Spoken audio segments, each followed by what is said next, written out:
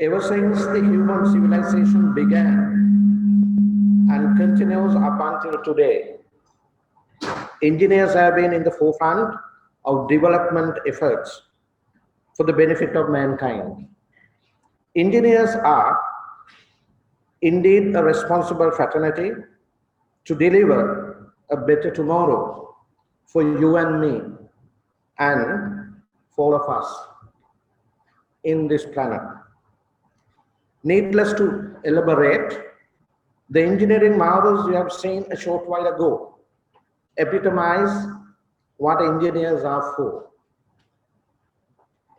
Good evening to all of you, presidents of Iesl, president-elect of Iesl, presidents of other institutions, council members, secretaries, CEOs, fellow engineers, ladies and gentlemen. I'm Professor Mahesh Jayavira, indeed grateful, and I'm honored to be here today to present you these panel discussions.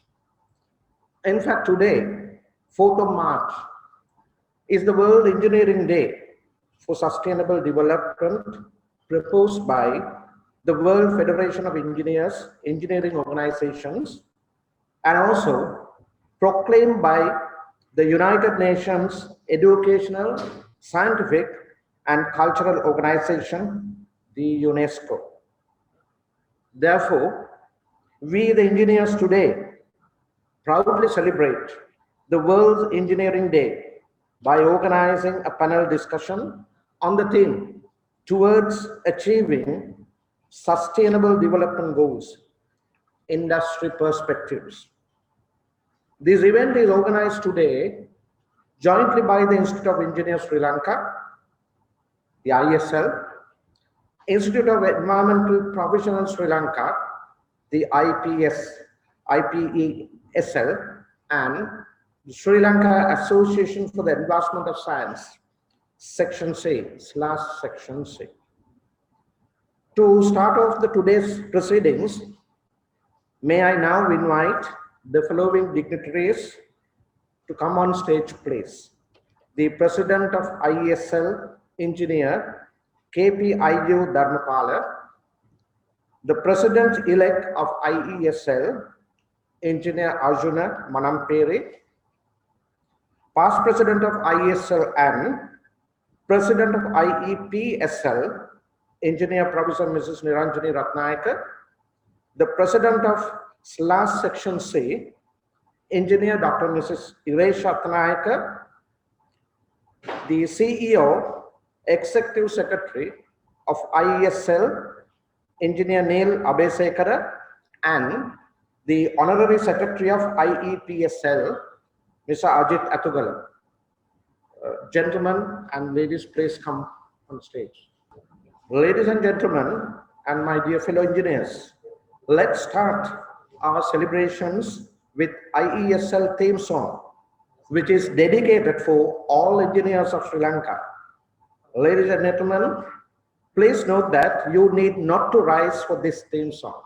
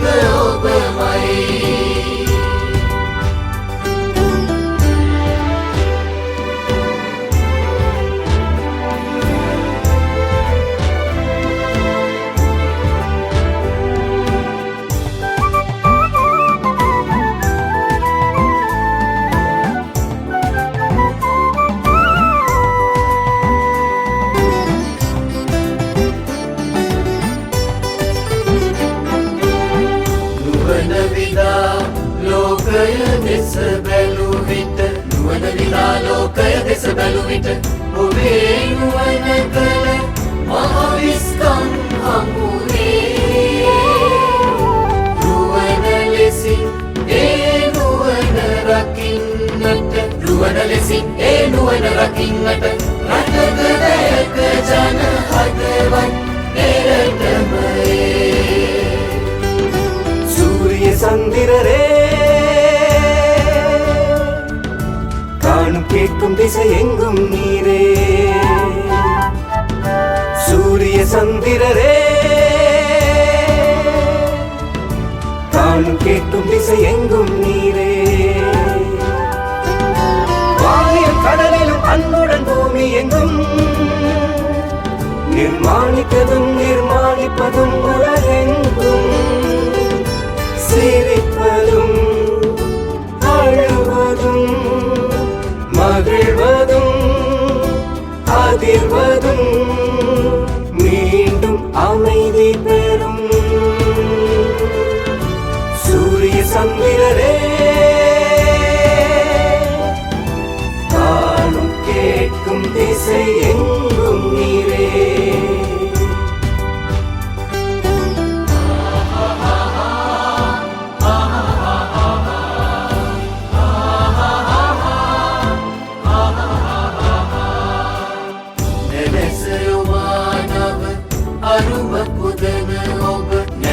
මානව අරුම පුදන ඔබ උපන්නිමක් ලද මහරු මහිම වේවා මනස නගා මනුදම් දුලවන්නට මනස නගා මනුදම් දුලවන්නට ඔබේ මගට මේ පල සත් වේවා ඉරහද ඔබමයි දකිනාසන සිව් දිග ඔබමයි ඉරහද ඔබමයි දකිනාසන සිව් දිග ඔබමයි නුවණ සහිත පෙම්බර මිහි මඩල පුරා නැගුණු නැගෙන මතු නිමැවෙන ලොවම හරා හිනැගෙන වැළපෙන සෙන බුබුරන නැවත නිසලවන ඉරහද ඔබමයි දකින අසන සිව් දිග ඔබමයි සූර්ය සම්දිරරේ කාණු கேட்கும் திசை எங்கும் நீரே ඉරහද ඔබමයි දකින අසන සිව් දිග ඔබමයි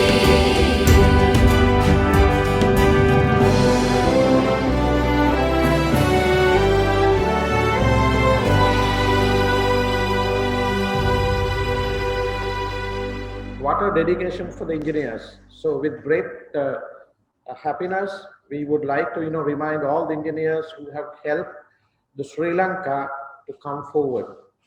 And to start off the proceedings today, may I invite the President of Iesl, Engineer Kpiu, Dharma, to deliver the welcome speech. Over to you, sir. Good evening, everybody. President, Institute of Environmental Professionals, Sri Lanka, Engineer Professor Niranjani Ratnayaka. President, Sri Lanka Association for the Advancement of Science, Section C, Engineer Dr. Iresha Attanayak. Immediate past President of the Iesl, Engineer Professor SBS Abekon. President-elect of the Iesl, Engineer Arjuna Manamperi. Chairman of Engineering Council, Sri Lanka, Engineer Tilak De Silva. Moderator of the webinar, eminent panel members, past president of the IESL, council members of the IESL, chief executive secretary and IESL staff members, invitees and guests from other organizations and institutions. Ladies and gentlemen, I am honored and flattered to deliver the welcomes address as the President of the Institution of Engineers Sri Lanka at the celebration of World Engineering Day for the year 2021. The World Engineering Day for Sustainable Development was declared by UNESCO at the 40th General Conference held in 2019. Thereafter, World Engineering Day for Sustainable Development celebrations was commenced on 4th March starting from 2020 and to be continued onwards every year as a UNESCO International Day of Celebration of Engineering and by the World Federation of Engineering Organizations. The declaration was to provide an opportunity to celebrate and highlight the engineering achievements and to improve the public understanding of how closely engineering and technology are related to our lives and how they can be utilized to the achievement of sustainability. Last year, this day was celebrated by the IESL under the presidency of Engineer Professor SBS Abekon by holding a seminar titled Sustainable Development Goals, Sri Lanka, Past, Present and Future. The theme for World Engineering Day 2021 is Engineering for a Healthy Planet, which is focused mainly on celebrating the launch of second UNESCO engineering report, that is Engineering for Sustainable Development, delivering on Sustainable Development Goals. The report highlights the role of engineering in sustainable development in the agenda for 2030. The goals for water, energy, sustainable infrastructure, and innovation are the areas where engineers are needed the most. Today, a multitude industries have embraced the achievement of sustainable development goals as a priority as they understand the importance for a better future for the planet. In the Sri Lankan context, the major industrial clusters that can contribute to achieving the sustainable development goals include energy, water, garment, and construction. Some of the common issues engineering has faced, such as the engineering profession, shortage of engineers, a showcase of innovations and inventions, implementation of sustainable development goals, engineering education and capacity building, gender equity and regional trends of engineering development are also highlighted in this report. Finally, it gives recommendations for developing engineering for the sustainable development goals and call for global cooperation with multiple stakeholders to promote the development of engineering for the sustainable development goals. In this year, also IESL is going to celebrate it as a panel discussion with the theme towards achieving sustainable development goals, the industry perspective, jointly with Institute of Environmental Professionals Sri Lanka and Sri Lanka Association for the Advancement of Science, Section C, an expert panel in key industries such as energy, water, construction, engineering education, and apparel are contributing to this event with their insights on how we can achieve sustainable development goals through engineering. This panel discussion focuses on disseminating some of the industry experience in terms of the sustainable development goals achievement for a better Sri Lanka. This forum will be an excellent platform to discuss ideas to strengthen the sustainable development initiatives in the industrial environment. I'll start with immediate past president of the Iesl, Professor SBS Abekon. As I stated earlier, you are the person who started with the maiden celebration of World Engineering Day in Iesl last year. While appreciating your guidance, leadership, and all hard work, I warmly welcome you for this second celebration of World Engineering Day for the year 2021. President-elect of the Iesl, Engineer Arjuna Manamperi, while appreciating your support extended towards this event, I welcome you for this great occasion. President, Institute of Environmental Professionals, Sri Lanka, Engineer Professor Mrs. Niranjani Ratnayaka, and President, Sri Lanka Association for the Advancement of Science, Section C, Engineer Dr. Iresha Attanayaka. I extend a very hearty warm welcome to both of you, madams, and thank you for your willingness to have this celebration as a joint event with your institutions.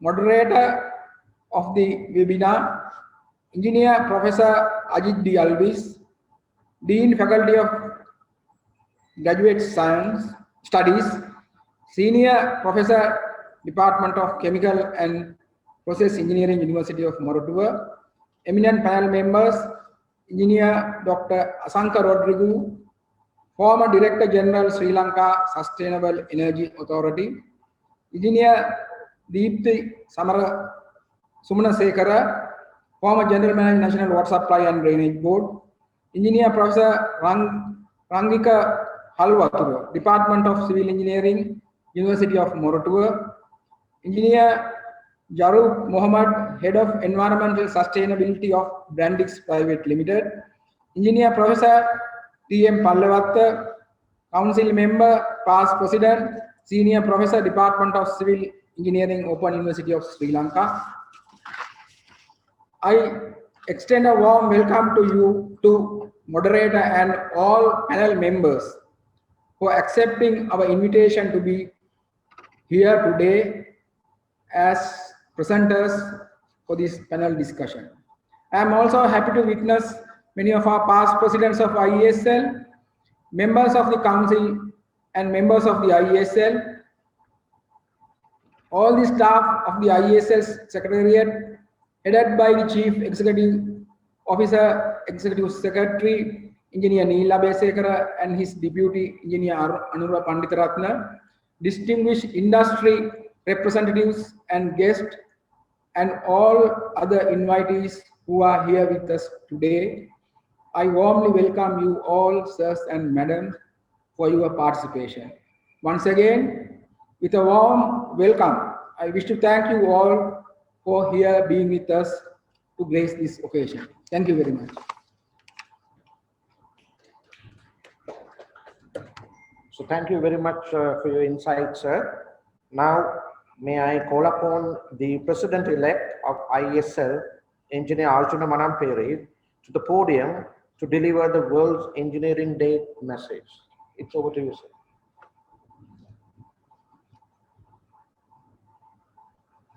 Good evening. President of the Institution of Engineers, Sri Lanka, Engineer Dharma, and all the distinguished guests invited as well as online.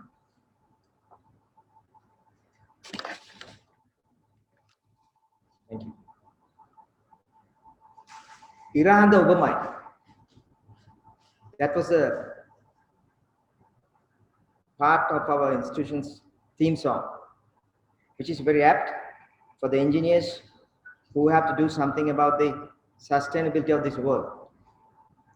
I'm Arjuna Manamperi, one of the species on Earth. I've been designated today as the President-elect, the Institution of Engineers. Now this word, sustainability, was not known, or rather not discussed prior to 1970s. Tirasara. In Tamil, Nilai Tanmai, I hope I pronounced it right. Tirasara, Nilai Tanmai. Sustainability is not a word that was used prior to 1970s. The idea of sustainability was highlighted in the book, the famous seminal book, The Limits to Growth, written by 3 young scientists. They were called rebels from MIT, Massachusetts Institute of Technology, in 1972. The projections for this book was based on computer simulations. They simulated the world data and told that within 30 years' time, things will be really bad. In fact, this book, the sequel to this book, was just written in 2004 after 30 years. It's an interesting book to be read by all of you.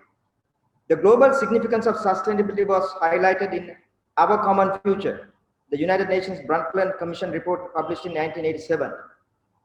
United Nations in 1983 commissioned a fully independent commission called Brundtland Commission under the leadership of the then former Prime Minister of Norway, Mr. Brundtland.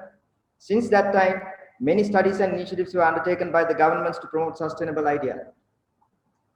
The sustainability movement first began as an environmental movement.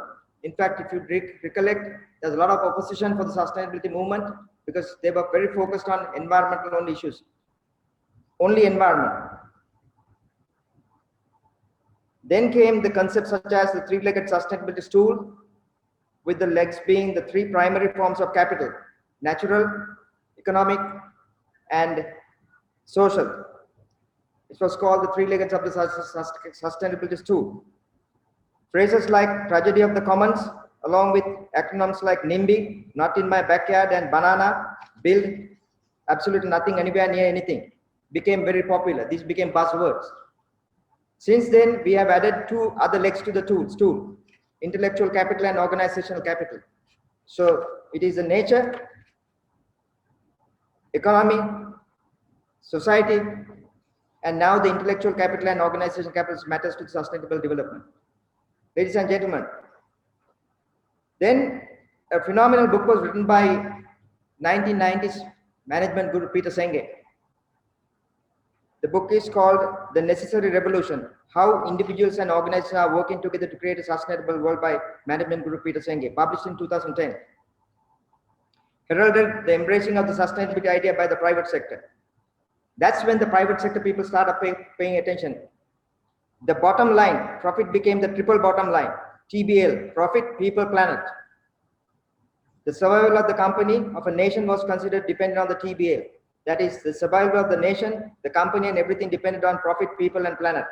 So the idea that the planet has to be looked at, not just the profit came, and the people came around 2010 to the corporate world, okay, not to us. In 2015, the United Nations proposed the 2030 Sustainable Development Agenda by identifying 17 SDGs, Sustainable Development Goals, which was shown on TV, on the screen many times. I had a little video. I'm not going to play that because that's all shown here many times. The UN 2030 Sustainable Development Agenda was shown here, those 17 items. The global political obstacles remain to institute major agreements. One thing is clear. We had many issues. Recently, last 4 years, this became a big issue, particularly big countries like USA, when they walked out of the Paris Agreement, things became a little dicey. People were wondering where this would end. Finally, things seems to be coming back to the normal. The sustainability is definitely an issue that the world looks at. The industry has identified sustainability as a critical strategic cog of corporate survival. In other words, without paying attention to the sustainability, the corporate world will not survive. That is very clear. You see that, right? Some way or another, this COVID situation, the pandemic shows us that. Whether it is related to sustainability or not is a debatable thing, but nevertheless, it surely shows us that there's more to profit, there's more to people, everything is put together is what matters. However, engineers have the most prominent role in ensuring sustainable development, though most sustainable natural resource utilization, water, environmental quality, generation, transition, and energy utilization are more important today than ever. So, we have to think in terms of 9 years left, because we have only 9 years if you were to hit the target that United Nations defined in 30 years ago, that is 2030 Sustainable Development Agenda. There is not much time left to do our part in this global endeavor. First, we need to take stock of where we are in this journey. Then we need to come up with clear industry strategies to reach the finish line. We have undertaken some significant efforts, such as that of the Green Building Council of Sri Lanka. However, sustainable development is more than just green. It's not just about the buildings. I know there's a speech given by one of our presenters today. Our panel members will be talking about the buildings, but that's not the only thing. Green building is not sustainability. That's one cog of the wheel. However, sustainable development is more than just green. It requires a well-coordinated economy-wide effort across the board. In fact, the 17 goals are very much, I think it's almost, as they say in America, blue sky and the American pie. It captures everything. We engineers must set examples by doing our part. Therefore, by representing the Iesl Council headed by President Kpiu Dharma, I'm happy to announce our path to achieving sustainable development goals. Ladies and gentlemen, my speech was a prepared speech. I generally speak from my heart. I believe what I read, this prepared speech. But now I will say what I feel, how I feel. Because I think it was Nelson Mandela who said that in order for you to get something done, or rather understand, you can speak in any language, it will go to the brain. You will understand it. Most of us are like that. We are from Sri Lankans, we learn using English language. I didn't learn engineering by using my mother tongue, Sinhala. None of my Tamil friends learned it using Tamil. We learned it from English. We have a hard time translating that Sinhala. So if you were to get the people to do something, the idea has to go to their heart. How do you do that? You have to speak in your mother tongue and your language. Mitravaruni, Tirasara Sangvarde, Mage mother tongue is Sinhala. Mamma single and Kiano, Mage Dravid Southern Hagin, Terungani, Kilama, Kanagatu, and the Vidbas and Kataka and Berim again. Tirasar Sangvardan Quendo make at Neve. Mage Yojanatama Iesl, Iesl engineer, unequipped institutions, institution of sustainable and professional environmental professional associations and all these things. මේවා ඔක්කොම ගිහිල්ලා අපේ රටේ ජනතාවට අපේ අලිවට ගැන අද ලොකු කතාවක් කරනවා. මම හිතන්නේ ඒක සස්ටේනබිලිටි අදාළ කතාවක්. මම දැක්ක ඩ්‍රෝන් එකෙන් අපේ සෙන්ට්‍රල් හයිවේ එක පෙන්නනවා. ඒකේ තියෙන ඩිස්ට්‍රක්ෂන් එක මම දැකලා තියෙනවා. මම ගිහිල්ලා තියෙන එක පටන් ගන්න ඉස්සෙල්ලා දුවිලි කියලා ගෙවල් නැති වෙච්ච මිනිස්සු ගාව. සස්ටේනබිලිටි ඩෙවලොප්මන්ට් එක කරා සස්ටේනබිලිටි එක නැති වෙලා ගිහිල්ලා තියෙනවා. අපි ඉංජිනේරු හැටියට ඩෙවලොප් කරනකොට අපි මව් භාෂෙන් කතා කරන ද්‍රවිඩ භාෂාවෙන් කතා ඊළඟ සැරේ ඊළඟ අවුරුදු මේ වගේ එකක් තියෙනකොට ඉංජිනේරු දවස් තියෙනකොට අපි තියන්න ඕනේ මෙතන නෙවෙයි. අපි තියන්න ඕනේ අපි වැඩ කරන වැඩ බිම් වල. මේක ඇතුලේ තියලා හරියන්නේ නැහැ. අපි ජනතාව අතරට යන්න ඕනේ. අපේ theme එක I am proposing to the Iesl, to the president and myself and the council that we don't need a corporate plan for Iesl. These 17 goals will be good enough for us. If we take the sustainable development goals, that is our corporate plan. It covers almost everything. Starting from innovations to poverty elimination, to water, health, human rights, equal rights for the women, everything. So why do you need another corporate plan? The world has agreed to this one. Now what we do in the first and what we do last is up to us. But our contribution cannot come by celebrating on a single day of the year. We should celebrate every day what we do. We do have issues. We do have solutions for that every day. එමනිසා මිත්‍රවරුනි මම යෝජනා කරනවා ශ්‍රී ලංකා ඉංජිනේරු ආයතනයේට තිරසාර සංවර්ධනයක් සඳහා අපි නියාමනය වෙනවා නම් අපේ දැනුම පාවිච්චි කරලා අපිට පුරාන් ලෝකෙට කියලා දෙන්න අපේ ලංකාවට කියලා දෙන්න දත්ත විද්‍යානුකූල දත්ත අරන් පෙන්නන්න ඇයි අපි සස්ටේනබල් ඩෙවලොප්මන්ට් එක කරන්න ඕන කියන එක. අද සස්ටේනබල් ඩෙවලොප්මන්ට් එක අපි තිරසාර සංවර්ධනය කවුද කතා කරන්නේ ටීවී එකේ? ඉංජිනේරු දැකලා තියෙනවද කවදාවත් කතා කරන්නේ නැහැ. මම නම් දැකලා නැහැ. මම දැකලා තියෙනවා අපේ හාමුදුරුවෝ කතා කරනවා. මම දැකලා තියෙනවා අපේ ඇක්ටිවිස්ට් කතා කරනවා. හැබැයි ඉංජිනේරුවෝ නැහැ. අපි තමයි එතන කතා කරන්නේ. දේශපාලනය කරන්නවත් සමාජ විප්ලව කරන්නවත් නෙවෙයි. අපි වැඩක් කරනවා නම් අපිට ගිහිල්ලා අපි සමාජගත වෙලා ඒක කරන්න උත්සාහ ගන්න ඕනේ. ඒක නිසා මම යෝජනා කරනවා ඒත් එක්කම අද දවසේ කතිකාවක් තියෙන අපේ ඉංජිනේරු සභාවේ හිටපු සභාපති ප්‍රොෆෙසර් පල්ලෙවත්ත මහත්මයාගේ ඉංජිනේරු අධ්‍යාපනය පිළිබඳ අපි ඉංජිනේරු අධ්‍යාපනය විතර නෙවෙයි අධ්‍යාපනය ගැනම කතා කරන්න ඕනේ සස්ටේනබල් ඩෙවලොප්මන්ට් එක අවශ්‍යයි. මම මේක ඕනකමින් කරන්නේ මේ සිංහලෙන් මම කතා කරන්නේ. මේක තමිල් භාෂාවෙන් කතා කරන්න ඕනේ. ඊළඟ පාරක් මේ වැඩේ කරනකොට සිංහලෙන් සහ දෙමළෙන් තමයි මේක කරන්න ඕනේ. ඉංග්‍රීසි පරිවර්තනයේ කැප්ෂන්ස් වලින් ලබා ගන්න පුළුවන් පිටරට. මම දන්නේ නැහැ මේක කරනවාද කියලා. හරිනම් මම මෙහෙම කතා කරනකොට අද තාක්ෂණයේ තියෙනවා මම මේ කියන දේවල් ඔක්කොම පරිවර්තනය වෙලා ඉංග්‍රීසියෙන් දාගන්න පුළුවන්. ඒක තමයි වෙන්න ඕනේ. මේ කතා කරනදී අපි ජනතාව අතරට යන්න ඕනේ. සස්ටේනබල් ඩෙවලොප්මන්ට් කරන්න බෑ අපි කට්ටිය විතරක් එකතු වෙලා. මිලියන 22ක් ඉන්නා ළමයි ඉන්නා වයසක කට්ටිය ඉන්නා අපි ඔක්කොම එකතු වෙලා මේ වැඩේ කරන්න ඕනේ. එහෙම කරන්න නම් ඒගොල්ලන්ගේ හදවතට දැනෙන්න අපි කතා කරන්න ඕනේ. මම අවසාන වශයෙන් මෙහෙම දෙයක් කියලා නවත්තනවා. ඒක හොඳට අහගන්න. මේක මම ඉංග්‍රීසියෙන් කියන්නම්. The environment is where we live. අපි ජීවත් වෙන්නේ පරිසරය තුල. And development is what we all do in attempting to improve our lot within the abode. ඒ පරිසරය තුල අපේ නිවසේ සංවර්ධනය කරගන්න තමයි අපි සංවර්ධනය කියන වැඩේ කරන්නේ. The two are inseparable. ඒ කියන්නේ පරිසරය සහ අපි සංවර්ධනය කියන දෙක inseparable. ඒක අයත් කරන්න බෑ. අපි පරිසරය අපි සංවර්ධනය වෙන්න කියලා ගිහිල්ලා පරිසරය දූෂණය කරනවා නම් එහෙම නැත්නම් පරිසරය තියන්න ගිහින් බලාගෙන ඉඳලා ගස් බදාගෙන ඉඳලා ඉන්නවා නම් සස්ටේන් ඩෙවලොප්මන්ට් එක කරන්නේ නැතුව දෙකම කරලා හරියන්නේ නැහැ. අපි ඒක බැලන්ස් කරලා කරන්න ඉගෙන ගන්න ඕනේ. ඒ ඉගෙන ගැනීම අපි අතර තියෙනවා නම් විද්‍යාඥයන් හැටියට ඒක අපි කරගෙන සමාජගත වෙන්න ඕනේ. ඒක තමයි මගේ දවසේ ආසාව, මගේ දවසේ සිහිනය, මගේ ඉල්ලීම මේ සෑම විද්‍යානුකූල ආයතනයකට මම ඉල්ලා සිටින ඒ කරනු කියලා මම යෝජනා කරන Iesl corporate plan එක SD goals 17 බාට පත් කරගමු කියලා. ඒක හරහා අපි නියමනයක් කරමු කියලා. ඔබ සෑමටම මම සුබ සන්ධ්‍යාවක් පත රාත්‍රියක් ප්‍රාර්ථනා කරනවා. ඒ වගේම තිරසාර සංවර්ධනයකුත් ප්‍රාර්ථනා කරනවා. කොම් ස්තුතියි. Thank you very much, sir, for enlightening us on the importance of the sustainability and the sustainable development, and also for your great message.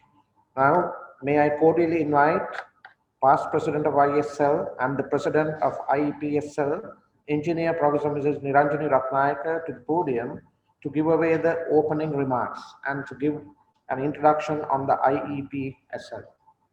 Over to you.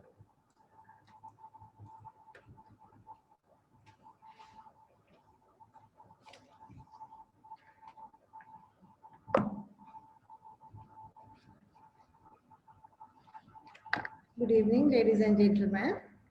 On behalf of the Institute of Environmental Professionals, Sri Lanka, let me warmly welcome all of you to this panel discussion on towards achieving the Sustainable Development Goals, the industry perspectives. IEPSL is the umbrella organization of environmental professionals in the country, and it was established in 2006 by a cabinet decision. The institute was formed to fill the much needed gap of having no professional institute for the practicing environmentalist to uphold the dignity and raise the reputation of the environmental profession in the country. We are a group of professionals of varying disciplines. We have biologists, physicists, chemists, engineers, architects, town planners, agriculturalists, technologists, accountants, lawyers, social scientists, and many other professionals working in the government as well as the private sector, while some of us are actually working as freelance consultants. The common thread among all of us being the commitment to environmental conservation and sustainable development. The Institute is committed to extending professionalism and its services to the country at large for the benefit of the public. We have a membership of about 750, which includes about 80 chartered environmental professionals who have proven their competence and commitment towards environmental protection and sustainable development through a fairly rigorous professional review that we do to make sure that they are performing their duties in a sustainable manner. All our members must abide by the code of ethics, which expects us to conduct our professional lives and activities in an ethical manner, exhibit the highest standards of honesty and integrity, be dedicated to the protection, conservation, and sound management of natural resources, and perform under a standard of professional behavior that conforms to the highest principles of ethical conduct. We are very excited because IEPSL was incorporated by an Act of Parliament, Act number 1 of 2020, in February last year. And we are very thankful to the unwavering efforts of the past presidents, council members, officials of the Ministry of Environment, Central Environmental Authority, and other government authorities, and the well-wishers who made this happen. Please do visit our website. It's easy to remember, it's just iepsl.lk, to learn more about IEPSL and what we do, and do become a member if you think you would like to work with us.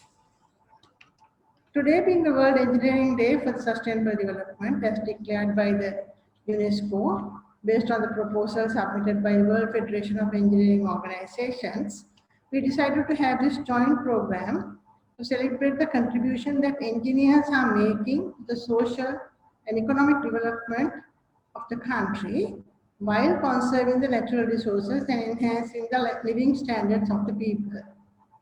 As an engineer, I know how we are often at the receiving end of criticism by environmentalists and conservationists as a group of people who do not care for the environment, natural environment. Perhaps a few decades ago, the priority of the engineers being the welfare of the people rather than the conservation of the environment, this criticism may have been valid to some extent.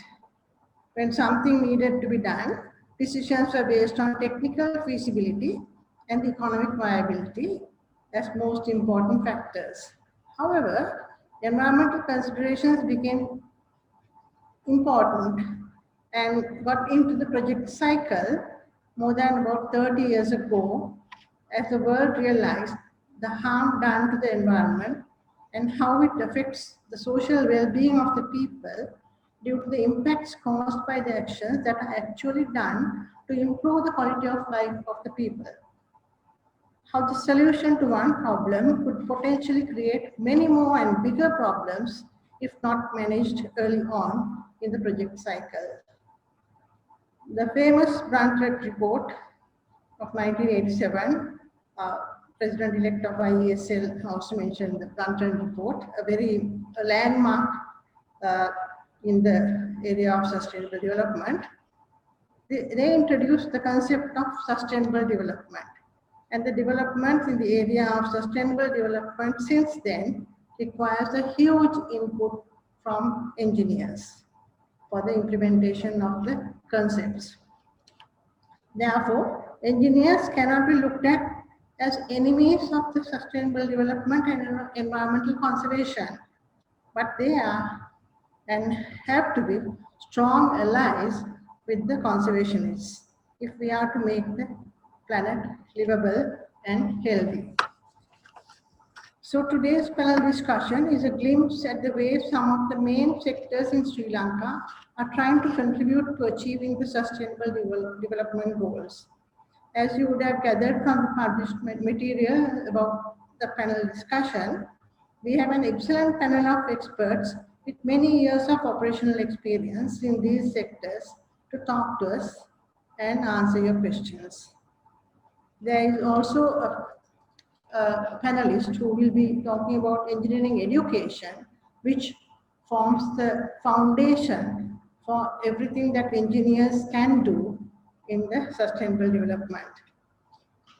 We are thankful to my dear friend and colleague, Professor Mahesh Jayavira of the Department of Civil Engineering at University of Moratuwa, who is a corporate member of all three institutions that are co-hosting the event today, for doing the groundwork for today's discussion, from identifying the moderator and excellent team of panel members to the planning of minute details of the operational aspects of the panel discussion with his junior colleague, Mr. Mahesh Samanpriya. Also, our Honorary Secretary, Mr. Ajit Atugala, and our editor, Dr. Sampath Wahala, and other members of IEPSL Council for giving all the support from the IEPSL side. Dr. Iresh Athanayaka, President of Section C of SLAS, and her team for the support from SLAS, and of course, the President and Council of IESL and CEO, Engineer Neil Abhishekar, and his staff, particularly Manager Publicity Chamila and IP support staff of IESL, for the marvelous behind-the-scenes support for conducting this seminar. I hope all of you who are joining us will actively participate in the discussion, and all of us will have a wonderful experience this evening. Thank you.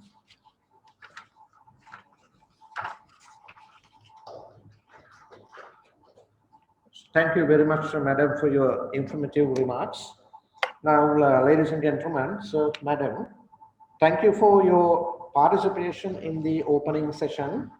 Now, can I request all of you to take seats in the audience for us to start the panel discussion?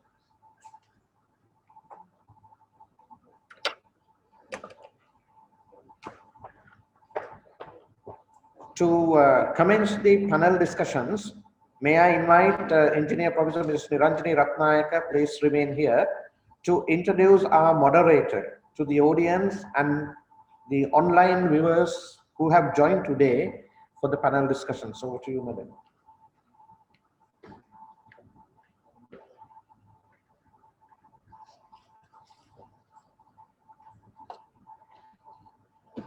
Thank you, Mahesh.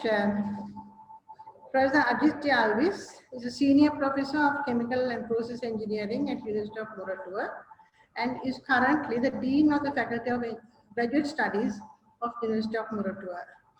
He is also a fellow of the National Academy of Sciences, Sri Lanka, a very prestigious position.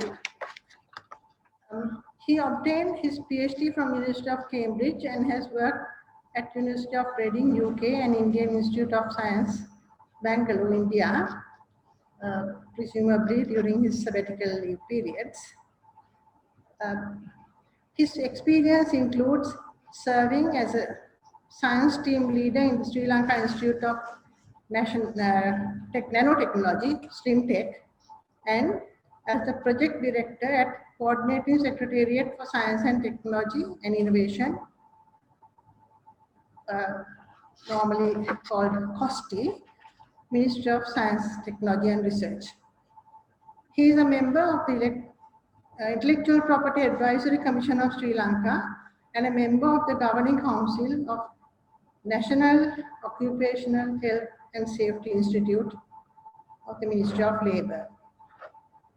He is the founder president of Lanka Biogas Association and also a founder director of the Sri Lanka Green Building Council.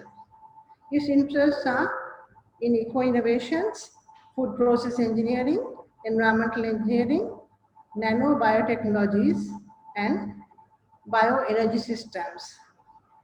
I remember he was advocating concepts of zero waste and circular economy long before these became common buzzwords in our circles.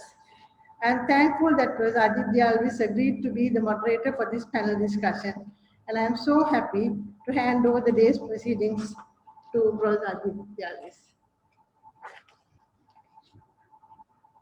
Thank you. Thank you, Professor Ratnayaka, for the introduction, and also thank you for the invitation extended from IEPSL, /Section C, as well as IESL, done, and what we have to. We need to be responsible. We need to understand our responsibilities also for the time to come. Right, 2030 is coming. We have a question: are we ready? We know there are a lot of interesting things happening, and engineers are always at the forefront. When I believe when we had the rover Perseverance land on Mars few days back, and also we did robotic helicopter, the Ingenuity, and that's a very unique engineering achievement. Of course, there's a lot of partnership with science. And then we see also that we have situations like engineers having to fight some of the disturbances that are taking place across the world.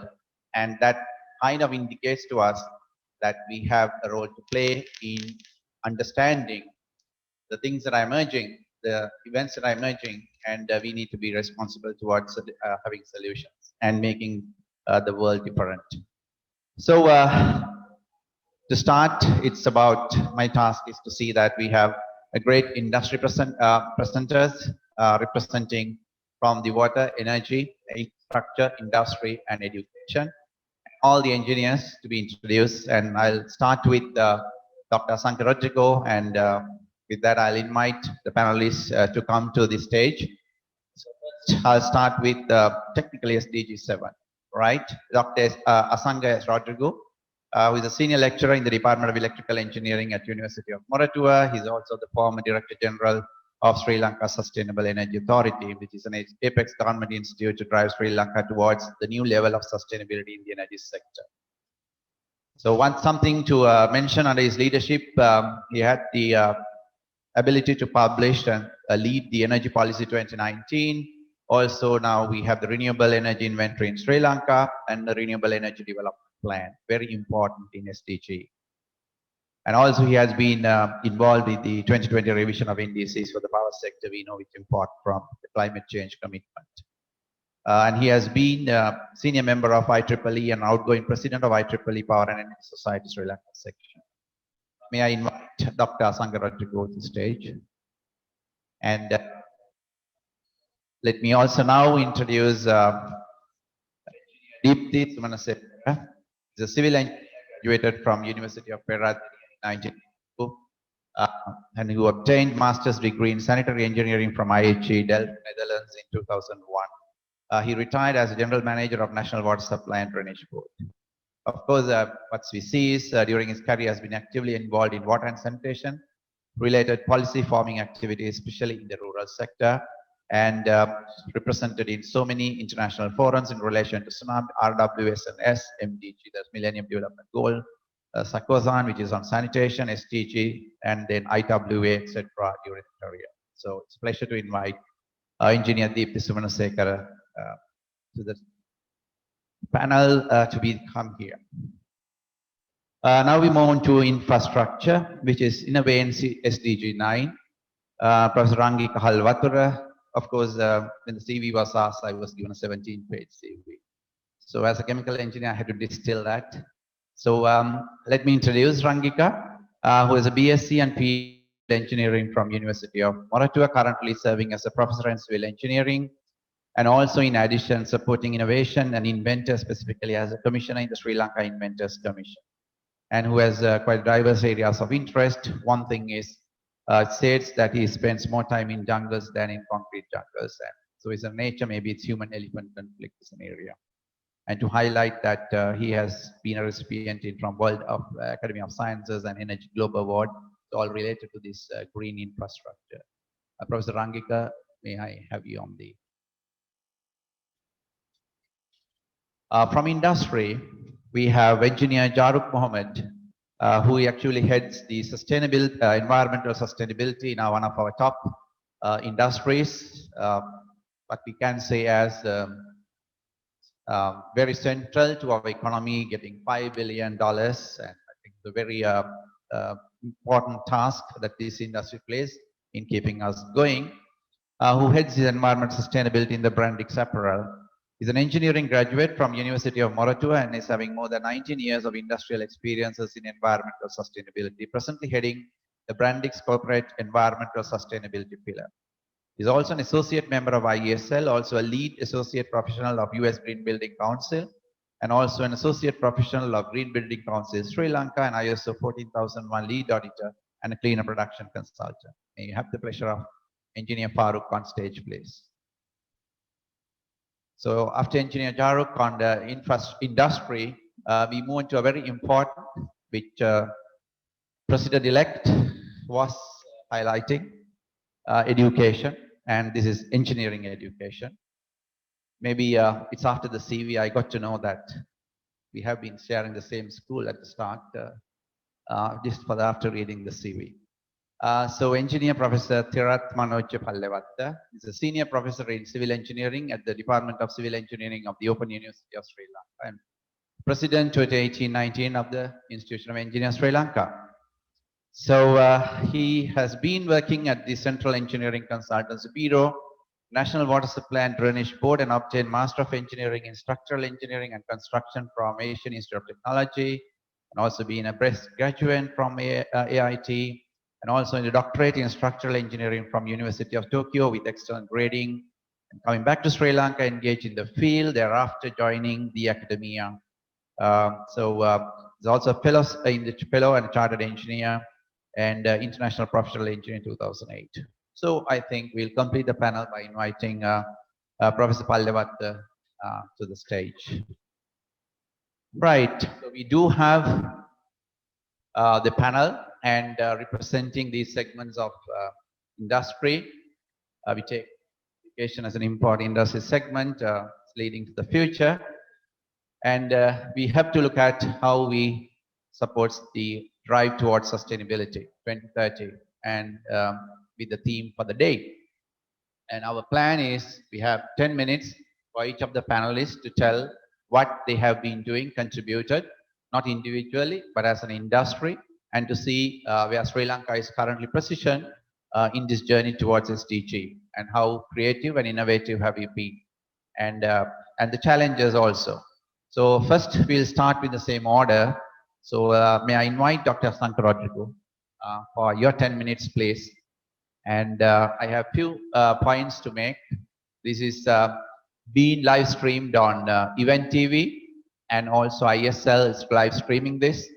And we take, because we do have a wide audience, probably joining from outside as well, outside Sri Lanka. And so please keep the questions coming. We are taking it on the chat.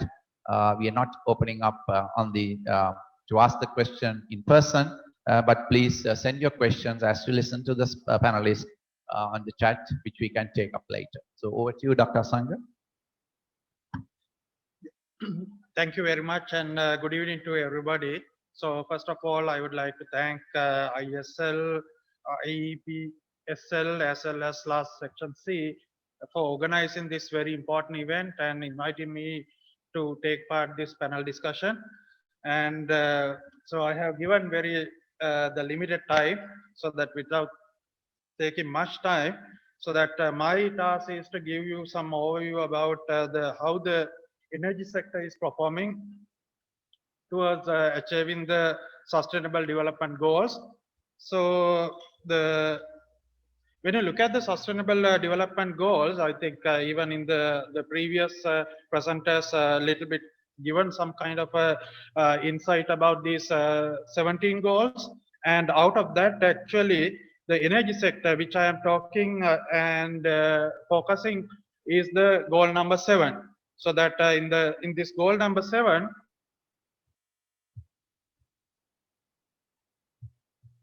so that what I am talking is the goal number 7. That is very simply, it's very straightforward goal, which is affordable and clean energy for all the human beings.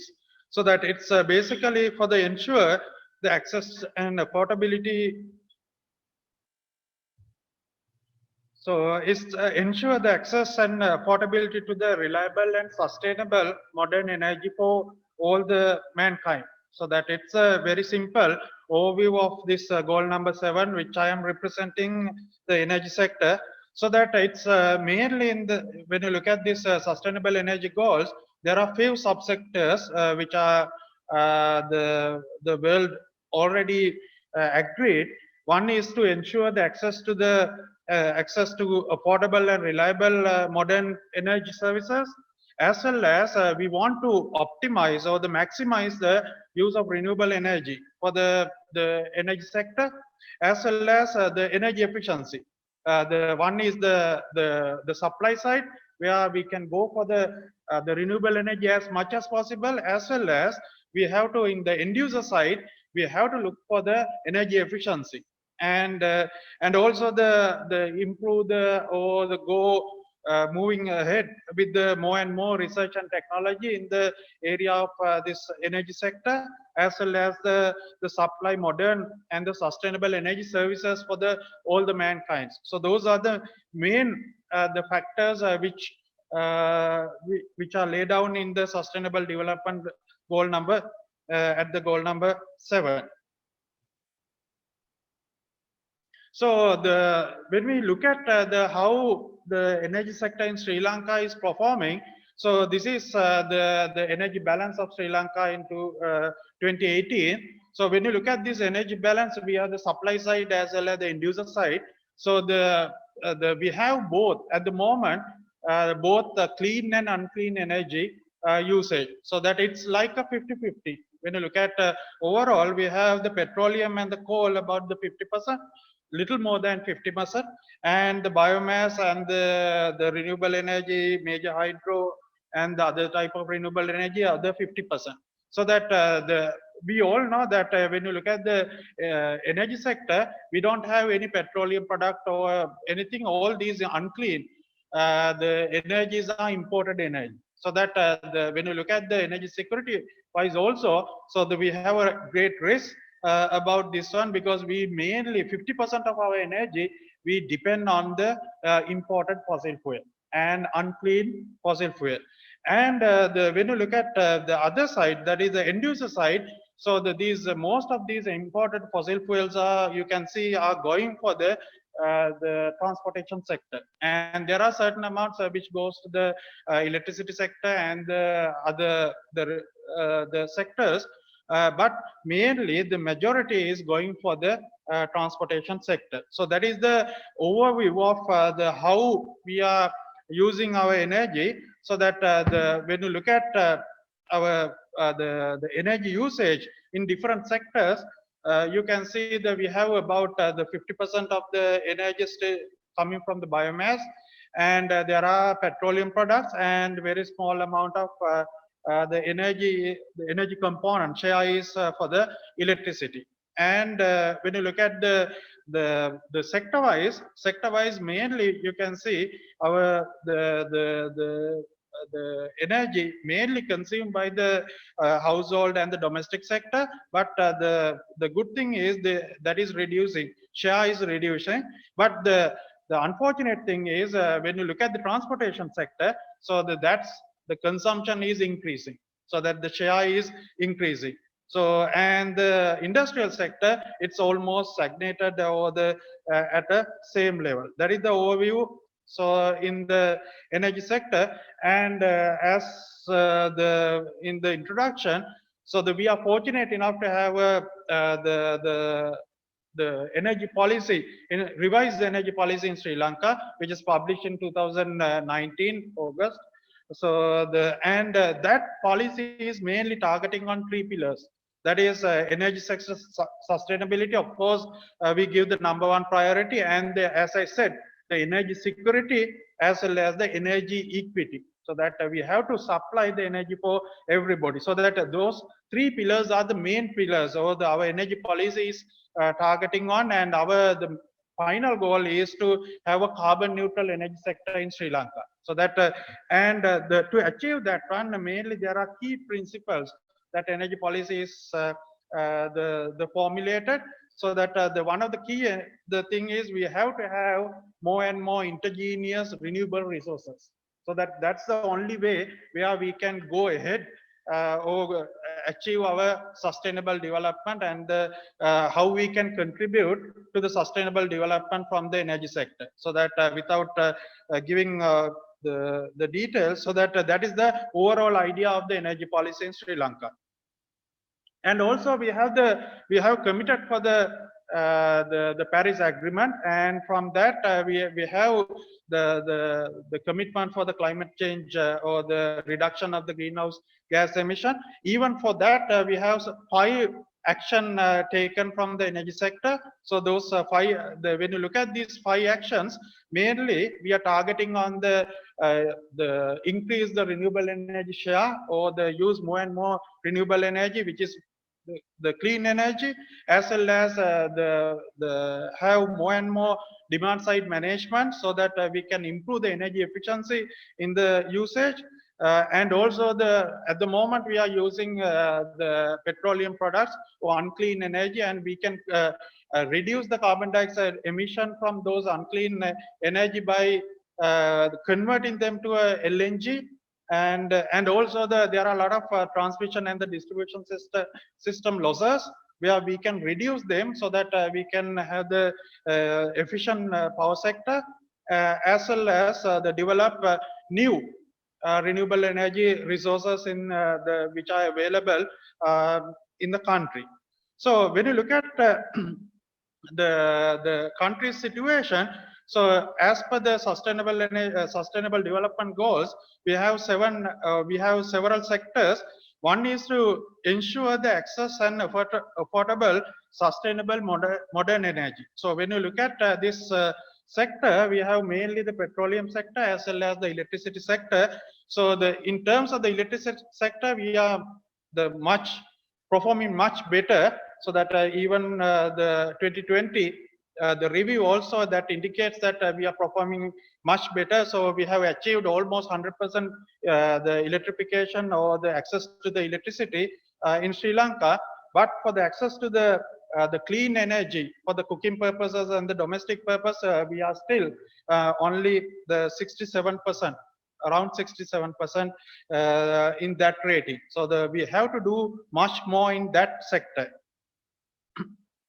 And in terms of the renewable energy, so we have ample amount of renewable energy, the resource in Sri Lanka, especially solar, wind, and biomass, so that the country is moving ahead, developing these solar, wind, and biomass as the first priority, as well as we are trying to get more and more other type of renewable energies to the country. So when you look at the renewable energy developments, as I said, so we have 3 type of renewable energy resources identified: small scale, large, medium scale, and the large scale. And from that, mainly we are targeting to reduce the carbon dioxide emission, and so that we can contribute to the sustainable the development as said. And when you look at the energy sector, our overall targets are, due to the time limitation, I will go quickly, so that we have we have to have more and more renewable energy, and we are targeting on the demand side management and introduce LNG and the loss reduction. Out of that, okay, basically we have conditional and unconditional targets. So we are targeting on reducing the carbon dioxide and the greenhouse gas emission by 6% unconditionally, as well as the 19% conditionally. So overall, so we are targeting on something like a 25% the carbon dioxide reduction by 2030. So compared to all the other sectors committed for 10%. So we are committed for 25% GHG emission reduction by 2030. And also when you look at the affordability, now the renewable energy, the prices are going down drastically. So even the worldwide as well as the Sri Lanka. So these are some of the figures, so that they are now very competitive with traditional fossil fuel based technology. So that in terms of the affordability, of course, we can go ahead with the renewable energy. So if we can achieve these targets at least by 2030, so then we can make the better future for the future generation. So that mainly in the energy sector, the key thing is we have to maximize the use of clean energy, as well as we have to improve the energy efficiency in the end user level. So with that, thank you very much for giving me this opportunity. We will discuss the other things during the discussion. Thank you. Thank you, Dr. Sankar. Now we'll go to Deepthi Sumansekara. We will be taking on SDG goals, list 6, clean water and sanitation. Just while you get ready, I think if you look at the SDG scorecard, we really see for the SDG 7, Sri Lanka is being assessed for in stagnating while we move on to 2030. So it should be interesting to see with all the carbon policies in place. Looks like we need to be acting more on putting policy into action. And for SDG 6, it's really moderately improving. So that's a global assessment of Sri Lankan performance with the data that we have. And the situation with respect to Sri Lanka, we do our own tracking, and you can find that in sdg.lk2, which really demands that our commitments to share data and support evidence-based decision making. Yes, Deep, you have your 10 minutes. Good evening to everybody. Being a basic need, water has been always playing a very prominent role in any development agenda in the world. And also, we cannot segregate sanitation from water because both subjects the sectors are going ahead hand in hand. So definitely we need to address the whole sector, including water and sanitation. So when we look at the options available in our country to supply drinking water to the nation, there are options available to provide drinking water to the Sri Lankan population. More than 50% are now provided with pipe-borne water supply, whereas most of the rural areas are depending on the point sources. And very recently, we have been adding more technology, especially the nanofiltration and desalinated water also into the system. That top corner photo is on the desalination plant installed at Delft Island in Jaffna. And very soon, within about 2-3 years' time, we will be supplying the entire Jaffna population with desalinated water.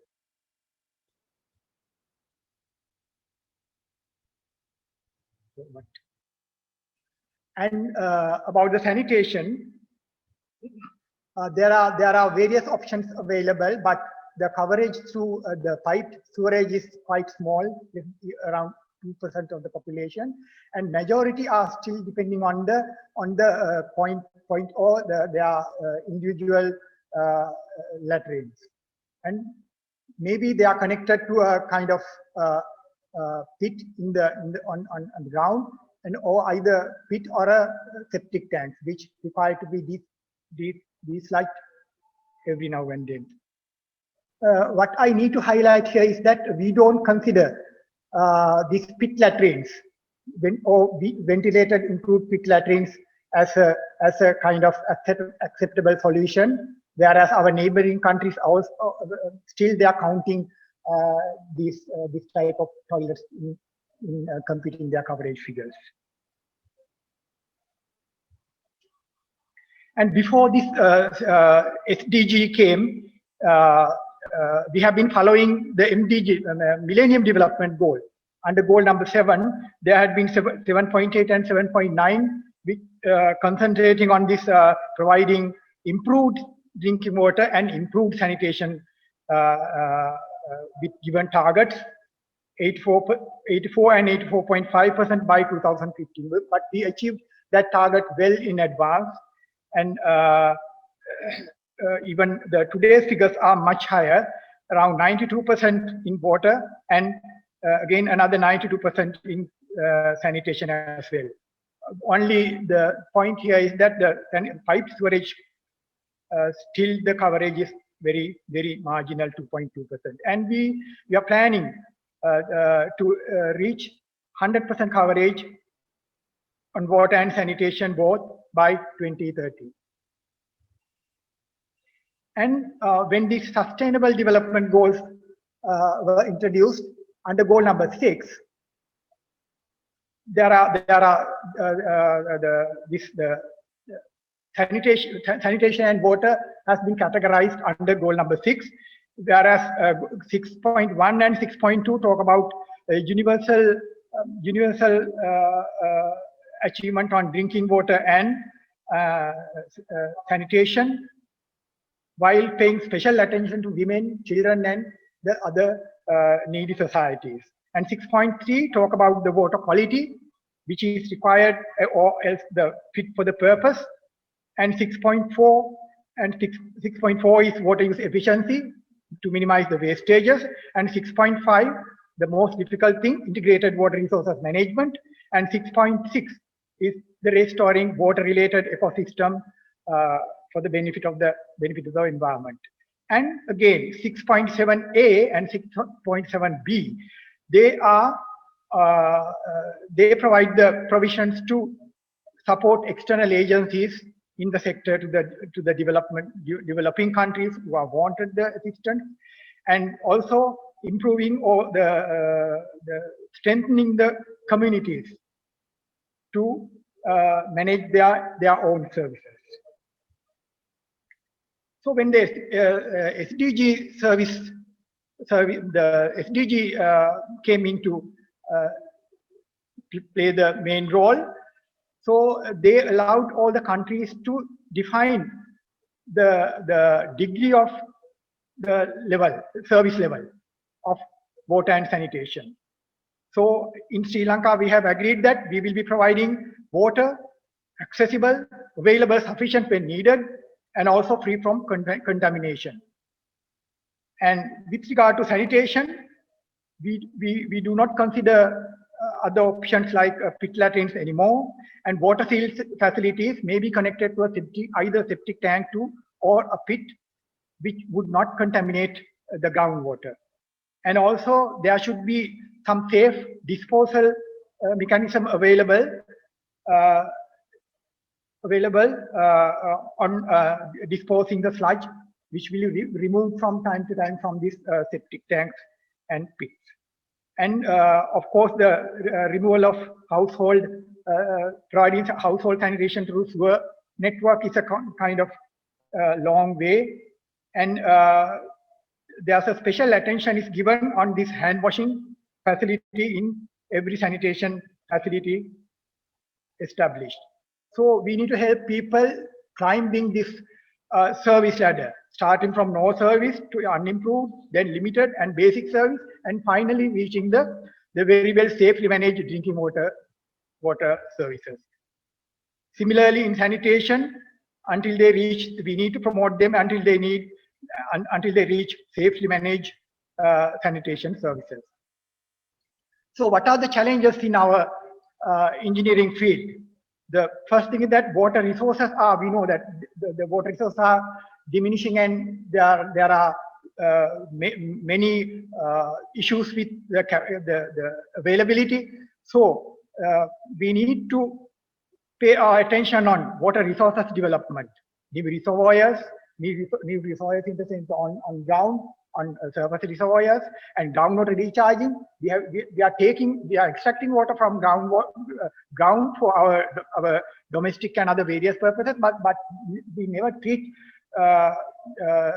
or recharge the groundwater. So why not we start something like it should be possible that we can recharge groundwater. There are a lot of empty aquifers or large, huge dry cracks available underground. So whenever we have rains or excessive rain, we can start diverting that rainwater into those aquifers so that later on we can extract whenever needed. And also the need to promote the rainwater harvesting technology. We need to do that in a domestic level, and also need to assure the water quality. Water quality in the sense that most of the rural people are still using the well water, and we need to ensure their well water quality is fit enough for human drinking. and that kind of thing that we need to work out some mechanism. And also in the in developed countries, mostly they use the principle of polluter to pay. They pay more attention on treating wastewater than treating drinking water. Here what happens is we let everybody to pollute water, then spend enormous amount of money on treating drinking water. So that we need to change that kind of thing, and then promote water saving technologies and recycling and reuse that everybody know. And this is something new. Then we need to look for alternative sources like seawater desalination. That probably that you will see good results when water board commissions Jaffna Peninsula water supply from seawater, which proposed to produce around 25,000 cubic meters per day with desalination. And also the hard water. We don't use much hard water in our water treatment plant. So if you can use softening this hard water, we can make it fit for the human consumption. And also humidity. We have a very high humidity, 60-70%. Can we convert this humidity into water? That somebody can research on it. And also the waterless technique. Kind of can we change things like the cars, or I do dish or anything with high pressure jet or something, so without wasting water. And also value of water is reducing. Nobody would believe it, but I'm saying that is that, for example, one good example is that water board could not increase its tariff since 2012. It remains as it is for last 9 years, whereas all the goods and other the prices are going up. So which means that value of water going down against the inflation line. So we need to match all this. And also some innovative low-cost technologies in lesser footprint in the sense that we don't have much land now. So in urban cities, that we need to somehow compress all this treatment, the plants into a very small area. And then because of the time limitation, I'm not going to talk much on the rest of the things. And also there are general issues. Only one thing I want to highlight: the program repetition in sanitation facilities. Remember that unlike other facilities, when we provide a sanitation facility for a rural poor, that reaches dilapidated condition within about 10-15 years. We may have to repeat the program once again if they are still poor. So with that kind of that much, I will conclude my presentation. I took a couple of minutes extra. I'm sorry. Thank you. Thank you, Deepthi. It's good to see that where the piece of land where there is no river, we have heard of the no river to Jaffna, and that going to have water available from technology in time to come. And also the Sri Lanka, we are pitching at a higher service level quality. We don't accept some of the that others are accepting as sufficient. So it's good. Next, we move on to infrastructure, which is in a sense, in a way, it's SDG 9, but it's also industry innovation and infrastructure. Over to you, Professor Rangika, for your 10 minutes. Thank you. I know I'm audible. I don't know whether I'm visible enough because of my height. Anyway, I'm really honored to be here as a panelist today, and I think I should thank the Iesl and Iesl and Section C for organizing this sort of event. The event is done at the right time with the real, correct topic, and I'm not sure about myself, but I'm sure about the other the panelists with the right set of team. So with that note, let me go to my topic. But before that, let me ask a small question: who wants to stay, or rather spend a single day in a house like this? If I ask that, yes, I'm very sure you will. But many of us I mean, you will think twice or more than that because you don't have that particular experience in your life. But if I put the same question in a different way, if I ask, okay, how many of you doesn't want to spend a night in a house like this? You will say, okay, why not? I mean, why not give it a try? Okay, with that, let me go to my topic. It is construction industry, sustainable construction and material. So I know you are doubtful with this house, but I'm very sure one day all of us will go to this place, that is the cemetery, to rest in peace. I selected this location. This is Ibbankatu burial site due to many reasons. Well, to give you the historical background, this is more than 2,700 years ago. I mean, if you just compare, that is even before the Lord Buddha came to this world.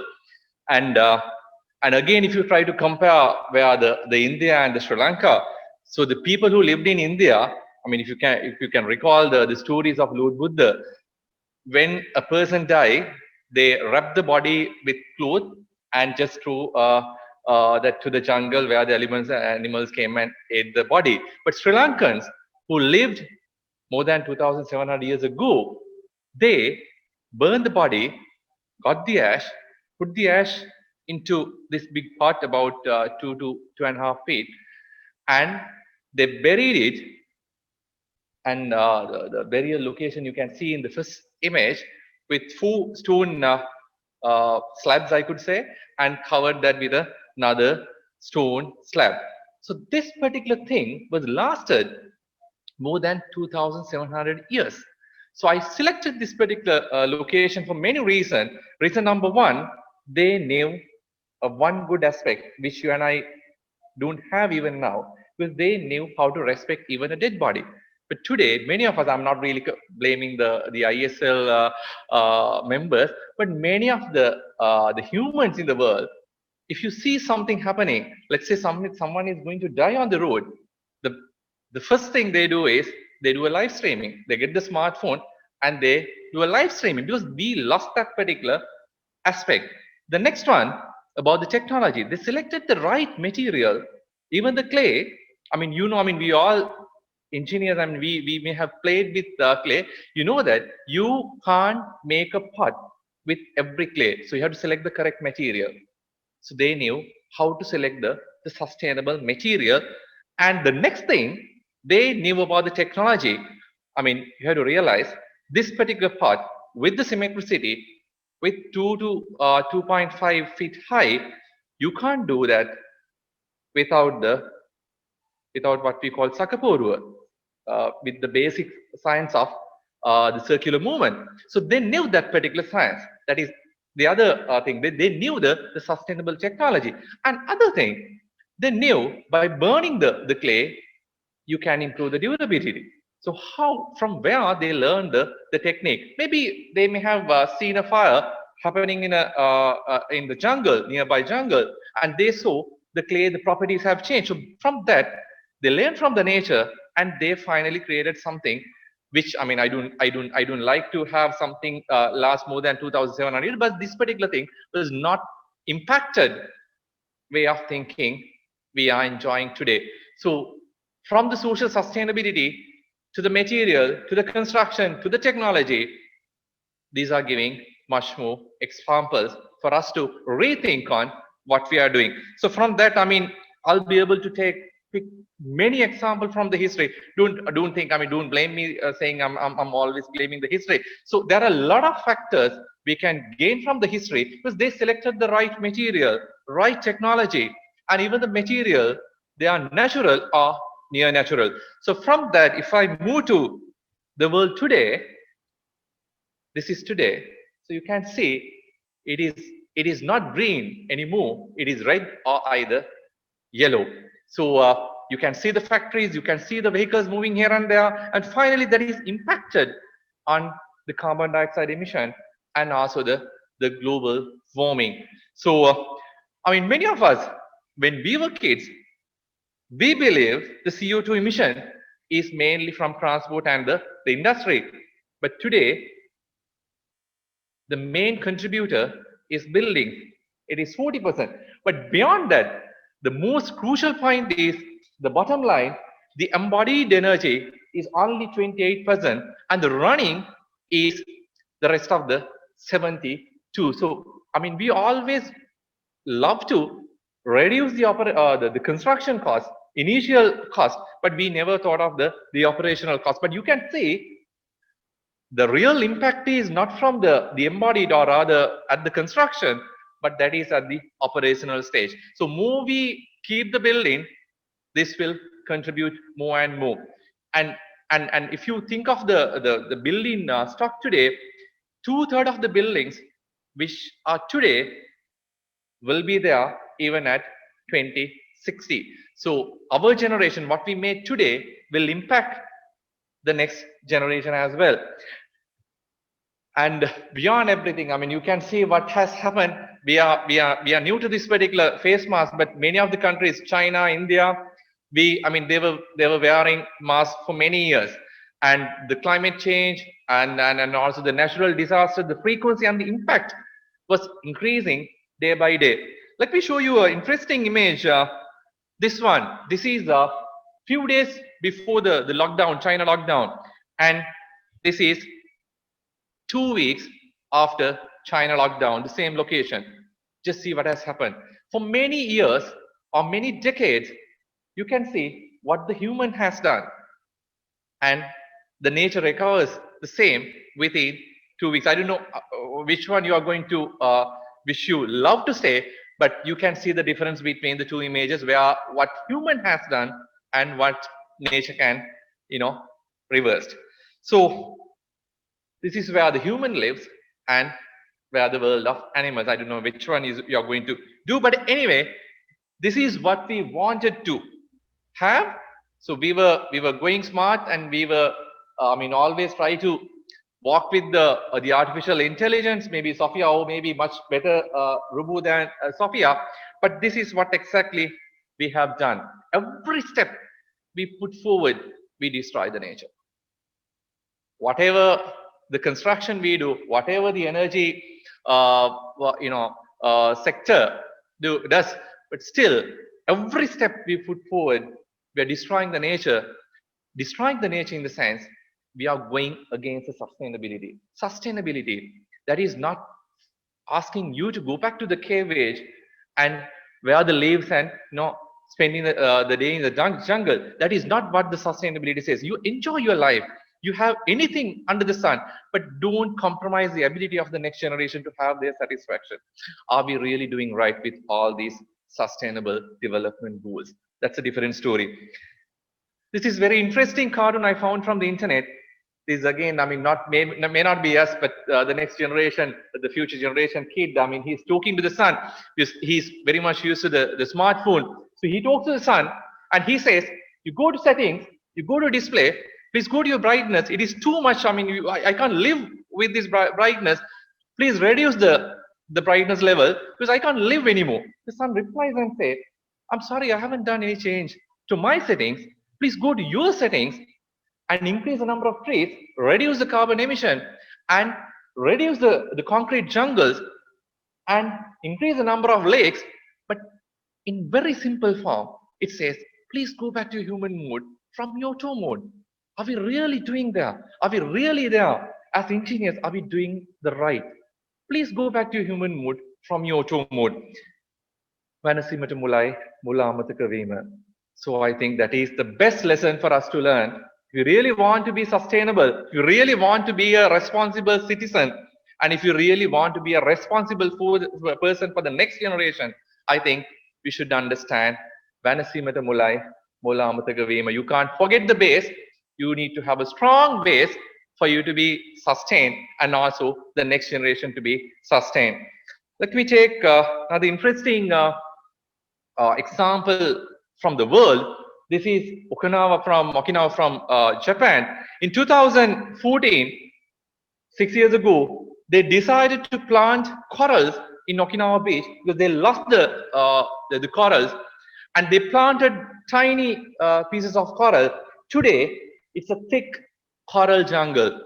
So if you do the right thing at the right time, with the right team, with the right intention, you can be a successful person, and you can be a real sustainable citizen and that will definitely impact the future. Thank you. Thank you, Rangika. Right. We go into industry. So it's Engineer Jaruk.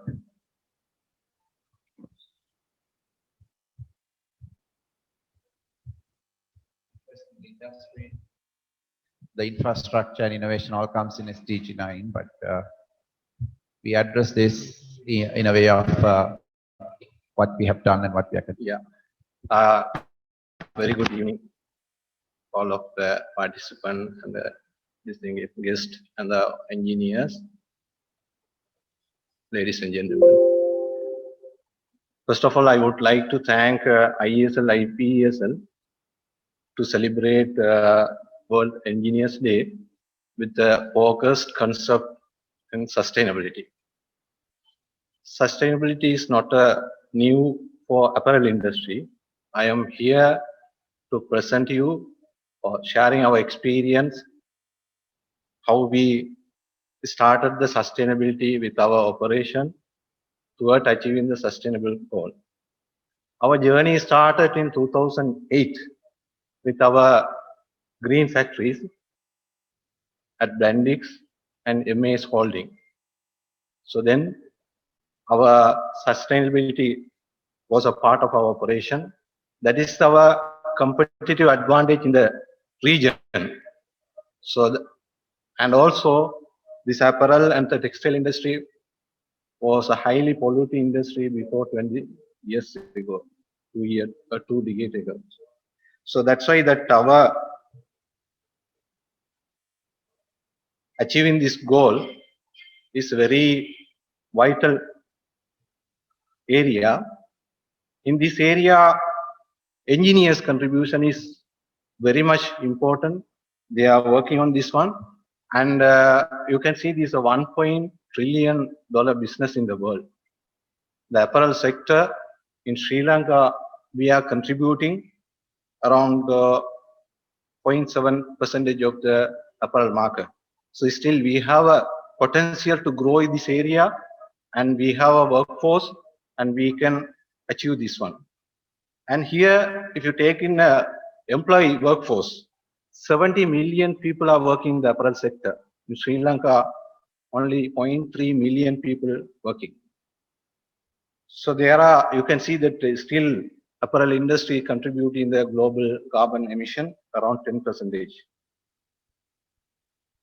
If you take this sustainability goal, so we align that 3 area. Main area is air, is basically is the energy, and water and earth. Earth is the material and the waste management. So under the energy pillar, so you can see that renewable energy, energy optimization, we make together, and we are using our infrastructure more sustainable. And under the water pillar, how you use the natural resources and utilize for our process and our occupant consumption, and also how you are protecting your water sources without polluting your processed wastewater, and also the earth, how we are using the larger quantity of the resources for our manufacturing, because our materials, our product, our apparel needed the material and also chemicals and water and energy. So if you go for this, our sustainable development goal, under that one there are targets. These are the selected targets. We are working on that one. Under this one, so we have there are 4 strategies we use. One is the resource optimization, how we can optimize our resource we are using, and how to adapt our renewable energy into our process. And finally, how we are practicing the sustainable best practices among us, and using our sustainable infrastructure when you are planning your construction or new infrastructure. This is our framework.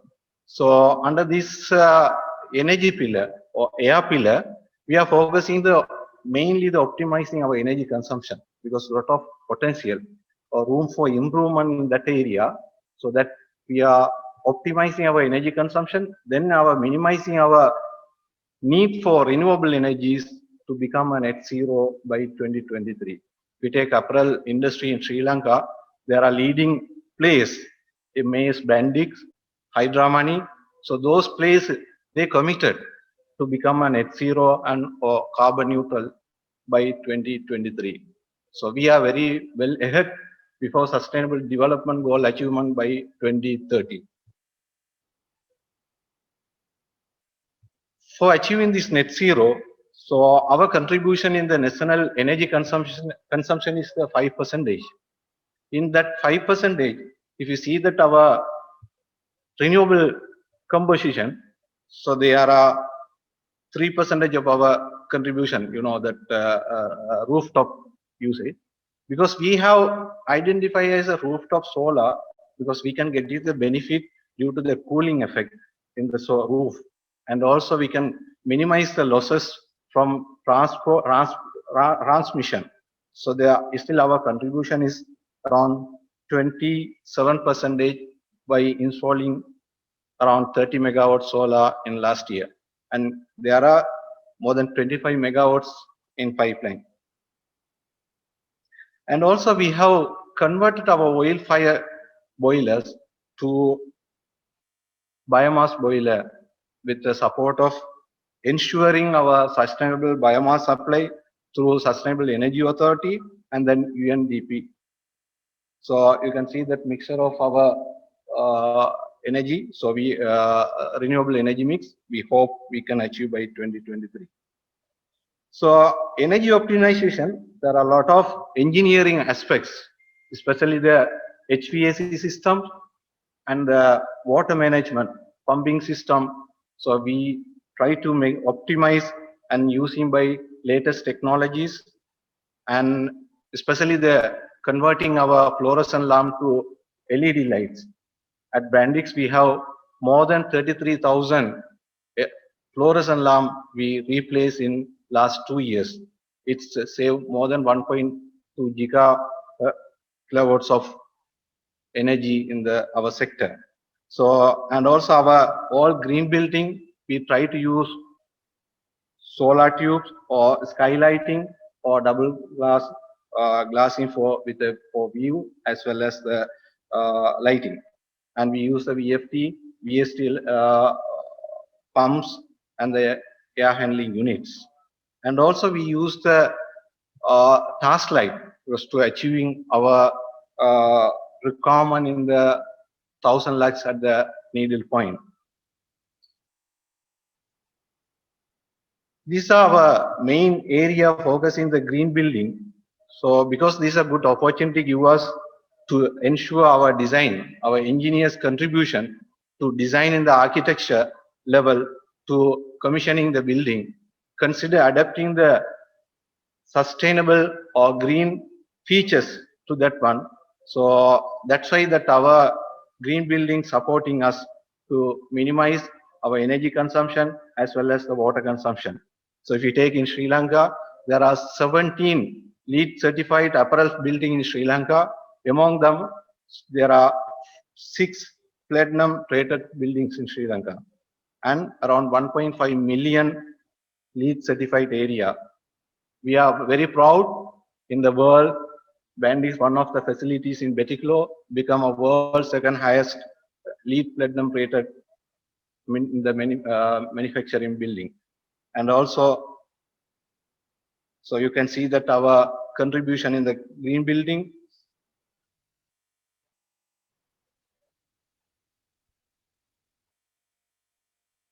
If you go for the water conservation, so there are a lot of potential we had, and basically our dyeing process, we use a lot of energy water for dyeing process. So therefore our investments on the advanced machineries with the low liquor ratios and high efficient and water efficient machineries. And also there are a lot of potential where they are recovering their condensed water. And also we have done a lot of investment on that water and sanitary fitting, because more than 27 employees at Bandix itself working, because they are home at the daytime in in our facilities. Therefore, we have to ensure their water consumption sustainably or conserve by meeting their requirement. So our focus was the ensuring our facilities to become a zero liquid discharge.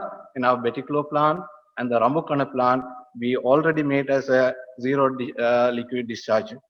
And we are working to minimize our consumption by per capita to achieve 35 liters per head by 2023.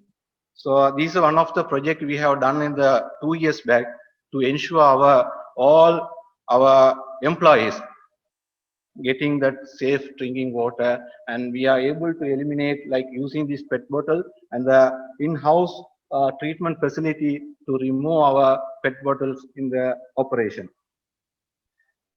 There are some initiatives we have done. So due to the limitation in the time, so I will wind up here.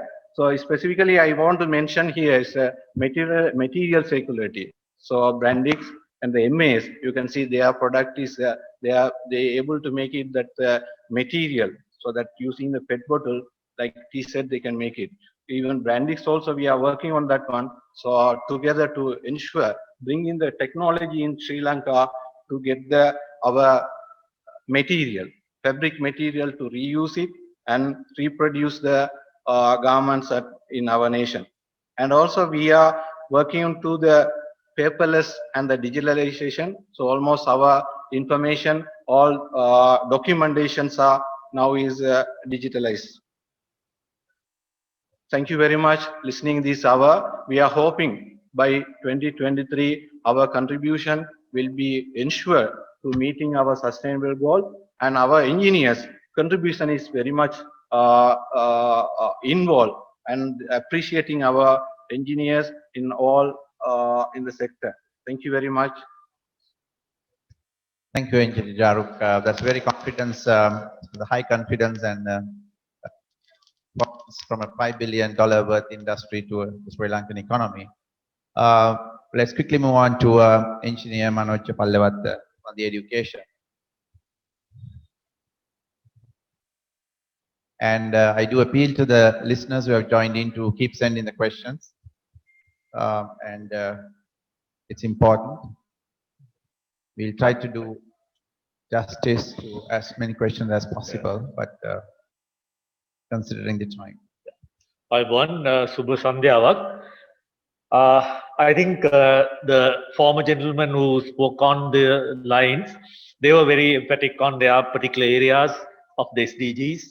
And now we were talking about the industry perspective on the sustainability, sustainable development, and connection with the engineering. So industry, in the topic that I have been given, is the education industry. And education itself is not contained here. It's the education as well as the profession. So I will quickly go into that particular area. So let's see, very common picture that you have all seen, the 17 SDG goals. And I was careful to pick up a few which are directly related to engineering. So you can see goal number 4, 6, 7, 8, 9, 11, 12, and 13, which are connected to engineering. And I will get down to the particular goals that are more important than the others, in my perspective, when it comes to engineering education. Okay, so let's get to the next step. So sustainability through education, engineering or otherwise, is dependent on the societal mindset. So I have seen, this had been my idea for a long time. Now this idea has really become some SDG goals. We are in a consumption-based society. We are consumers. But some time ago, our countries especially were conservation-based societies. It was the conservation that mattered. So Now what we have to do is go from this consumption-based society to a conservation-based society. This is actually very aptly portrayed in the 12th SDG goal. And so what are the characteristics of our society now? Unfulfilled, craving for more, incessant competition, and also selfish with scant regard to the others and the environment, squandering non-renewable resources, short-sighted development and economic policies targeted on the present. So these are the characteristics of our society now. I think what we should go for is a conservation-based society which will give contented people with realistic aspirations, who are concerned about the others and the environment as our ancestors, conserving the non-renewable resources, far-sighted development and economic policies with future generations in mind, and comprising of more physically and mentally healthy and happy people.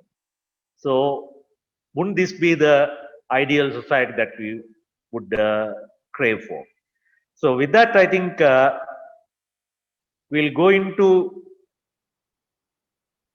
UN SDGs that are related to engineering education, because education itself under SDG 4 is pointed out quality education.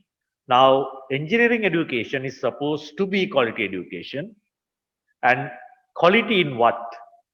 Because it is dealing with development for the world and the people. I will elaborate on a particular aspect of this a little bit later, but here, now you can see this education goal is directly connected to the goal numbers 8, 9, 9 and 11, which are our former gentlemen elaborated on several of these. And so decent work and economic growth, and industry innovation and manufacture infrastructure, as well as sustainable cities and communities, all sustainable. So education will, in other words, or in specific, engineering education in a proper sense will facilitate these 3 SDGs, which will in turn give you access to our final goal: responsible consumption and production. I think with all these goals in the SDGs, I feel we should concentrate on this particular goal. This is a very important goal as far as sustainability and the future progression of the humankind as well as any kind in this world is concerned. So then we'll come to our area. Today is the World Engineering Day. So I'm happy that I'm presenting here on behalf of engineers as well as behalf of engineering, because role of engineering, according to so many definitions, is the innovative use of planet's resources for the benefit of mankind. It is said that it's mankind. I'm asking why. Why mankind? Actually, I think, of course, the placements have gone out. Naturally, the technology is always against us when it comes to PowerPoint presentations and these things. So I will come to the point where who is an engineer? Now, engineering we know, and who is an engineer? And I have found out from few languages, including ours. In Sinhala, we said Mausuru, the person who creates. In Thai, they say Vishwakon. That means who does Vishwakarma things. That means very impressive things. In Latin, ingenuator, who's ingenious. And also I found the Dutch word ingenieur also has been derived from Latin, I suppose. So all these things point out that an engineer, the mindset of an engineer should be an innovator. A person who uses the forces of the nature, including material, energy, and all these things, for the benefit of the nature itself, not only for his own or her own benefit. So that now the definition I have tried to point to you is a person, engineer is a person who is capable of innovating planet's resources towards products and services for the mankind. Okay, again the mankind is there. So I will go to the next one to show you. This is a very important point I wish to bring to your attention today. Has engineering got sustainability building? Actually, if engineering is innovative use of planet's resources for the benefit of not mankind, I have stricken it off and put all living beings present and future. By changing the scope, I think engineering shall be wholly sustainable. So if we forget our old definition of the mankind only and expand it further, then we can get total sustainability into our noble profession of engineering. Okay, so with that, I come to a very controversial and so to say pointed area. Okay, sustainability has always been implied in engineering. We have analysis, design, and culmination. Culmination in so many ways, construction, development, all these things are the culmination of engineering. It has to be emphasized in the curriculum. The curriculum what we are talking about is not only in the university or higher educational or tertiary level education, but this has to be cultivated at the school education itself. So, what came to the mind was good manners and ethics, religious, social, and upbringing with empathy, and strongly rooted concepts on conservation. They should be built in not at the tertiary level, but at the school education itself. I think we are not very effective lately than earlier in doing this to our children. Then when it comes to tertiary education, the emphasis on conservation is in design at all levels, and green concepts have to be cultivated. I think this process have got grounding, and it is floating or going ahead in the engineering curricula for some time now. But we still have to see the final effects of this. Right, then I will skip this because of the time limitations. This is about the point that I wanted to make was for sustainable development through engineering education, the education itself should be sustainable. So for that one, I have indicated that the different levels of engineering practitioners that are needed in a country for sustainable development of engineering itself has to be regulated.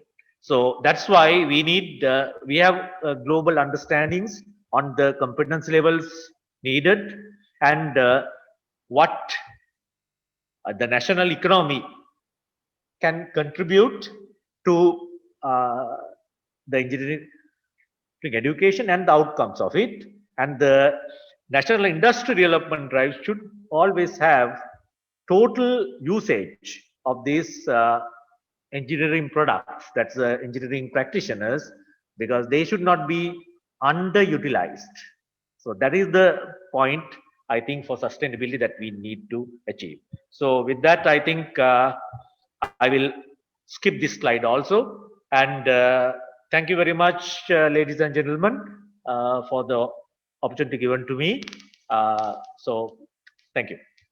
Indeed, Manoj, it's important to realize we are coming across from a room dedicated to a great Sri Lankan engineer Vimala Surendra, who saw probably water and then saw the potential energy and demonstrated light, right? And you talked about using resources and being engineers should always be innovators. And right, I think we have come to the first rounds of presentation, and we will now move on to some Q&A.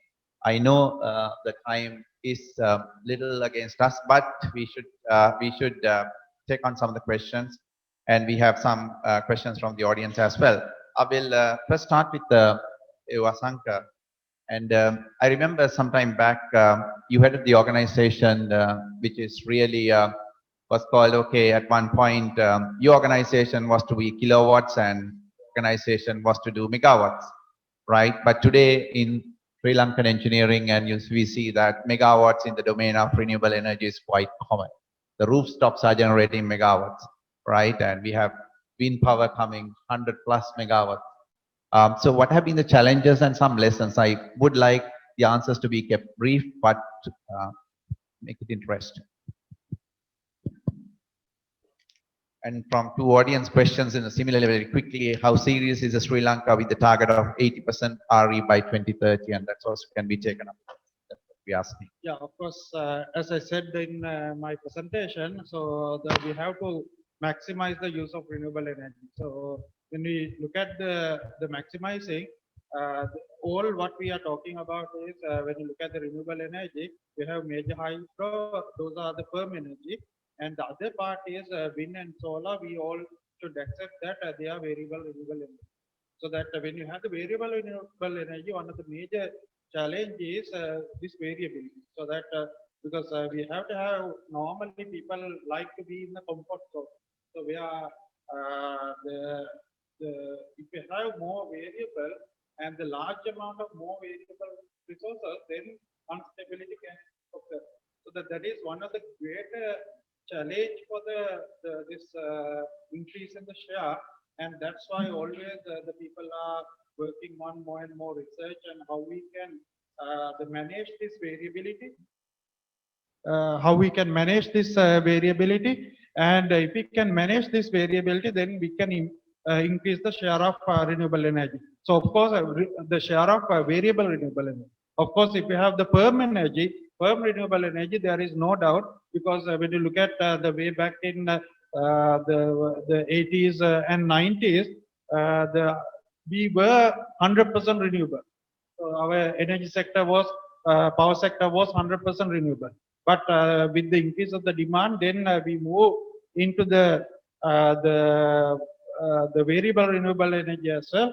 So that for that, as an engineer's role is to tackle the matter, so that we cannot, we have to have certain type of automated systems in the future. We have to have, because we have to reduce the human intervention as much as possible, and we have to have automated systems so that we can react fast with this variable renewable energy.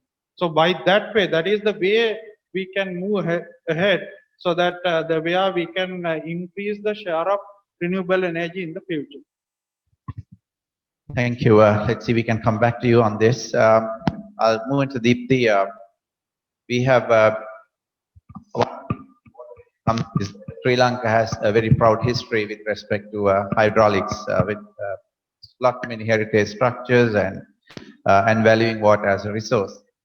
But one of the things that we have done is the Candy Declaration and rainwater harvesting. You alluded to rainwater harvesting. Can you be a little bit more specific about, because we are a rain-fed nation, right? And in the direction that we should go. What's the value today, and how we as practicing engineers should do more in this area? Right now, so far, I think in this country there are around 50,000 rainwater harvesting systems have been installed at domestic level. So 50,000 is each tank capacity of about 5 cubic meter. So that is only that contributes to the domestic usage. That 50,000 is around 1% of the population uses rainwater as a kind of drinking water option. One reason behind why it is not being promoted is that most of the people think that it's a choice of the poor people, because you can see that the concrete structure mostly in the rural areas in rural families. So that is, it shouldn't be so.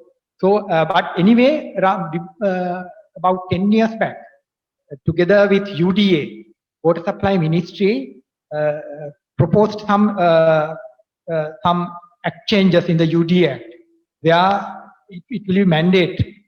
There will be a kind of requirement while constructing a new house to have this rainwater system incorporated compulsory. But very unfortunately, in most of the places that is not being practiced in reality. That is one. And the other thing is that most of the people are not bothered to build a rainwater harvesting tank, because water is available so cheap. You don't have to invest any more money on any other option.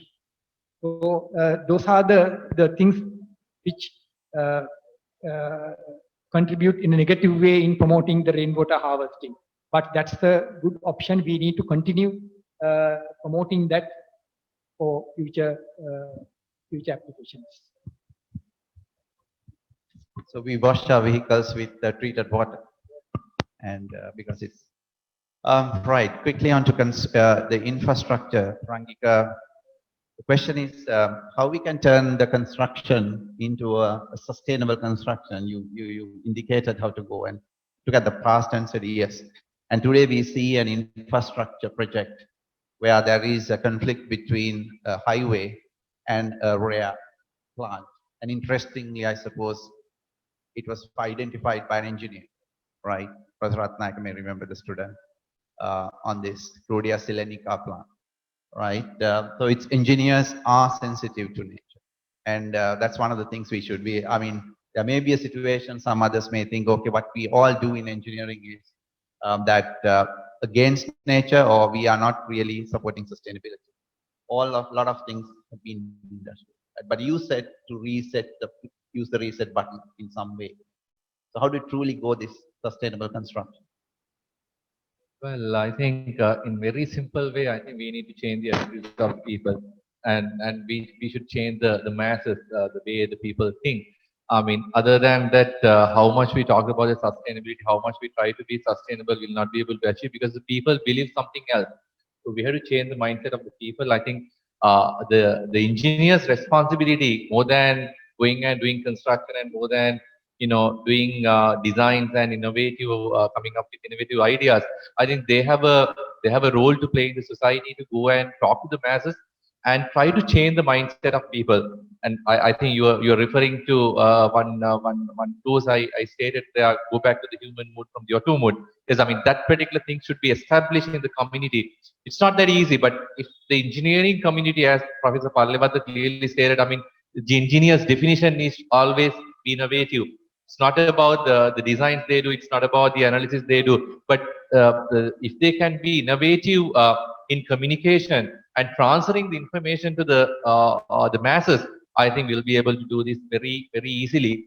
But I don't know how far we are doing that as a professional community. But I think we have a long way to go, and we have the access to that as well, especially the engineering educators in the system, being as academic. We have a role to play there more than giving the content. I think if we can give them the sense to our engineers, the future engineers will be able to do this.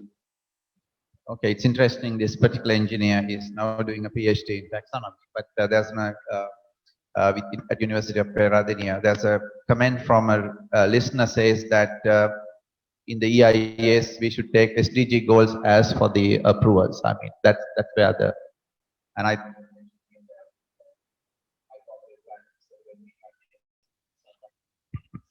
Right. On industry,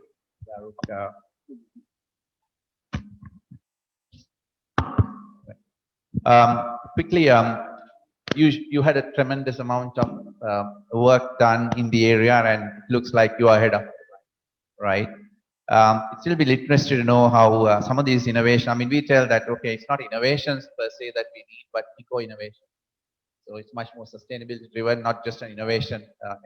But how many of these innovations and what are sort of homegrown stuff is happening in your industry, so that we really feel that we are contributing, not just purchasing off the shelf. Actually, these innovations are part of industries. If you are not innovating, your business cannot be sustained. With respect to the engineering, so how it's apply our industry. So there are two areas we can focus. One is the building. So when you need a building, so because we need that building has to support the material movement and the people movement without disturbing the both process flow. So in this process, when you are designing the plant, there are a lot of innovations are involved because our architect, MEP engineers, and the users all should be integrated innovatively to meet our requirement. The minimum loss time, minimum loss wastage related to the energy or water or other material. So, with respect to the process, industry always they maintain the culture to bring the ideas to adapt or continually improving the process.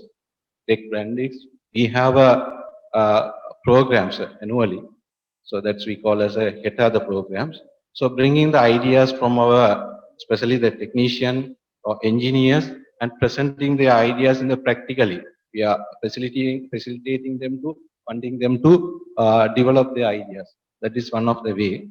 Other way, we use the cleaner production techniques as a brainstorming or through the brainstorming, getting the idea and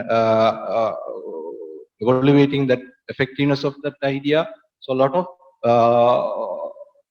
our home ideas, so on ideas are more valuable. It's coming from the ground level, from the technician level. So last year we went through this cleaner production process. We found more than 50 ideas that call as option. It's more creative. That's it.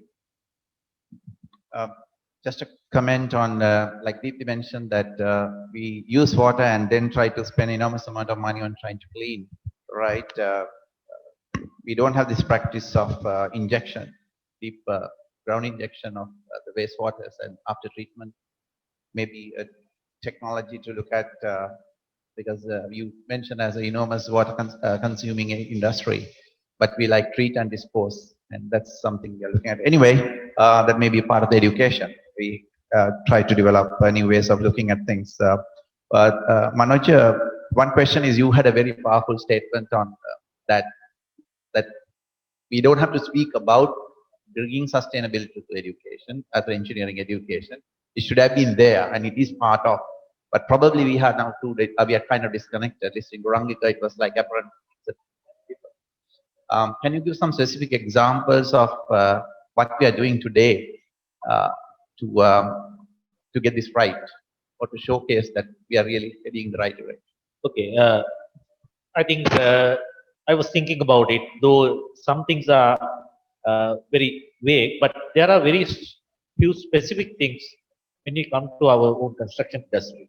Now, I think you all know that the sand, the fine aggregate in concrete, sand mining in the conventional ways in the riverbanks and so on, had caused a lot of environmental problems. And as an alternative, now we are totally going into, or substantially going into, offshore sand. So that's a very good example where we thought about sustainability, right? Sand mining, and also the main component in our construction is the cement, the binder. And for cement also, now we have found so many ways of cement manufacturers to reduce the amount of clinker going into the cement by adding other inert or active components or pozzolana. So those are actually sustainable ways to reduce the carbon footprint of construction. So I think two of the things that straight away came into my mind are these.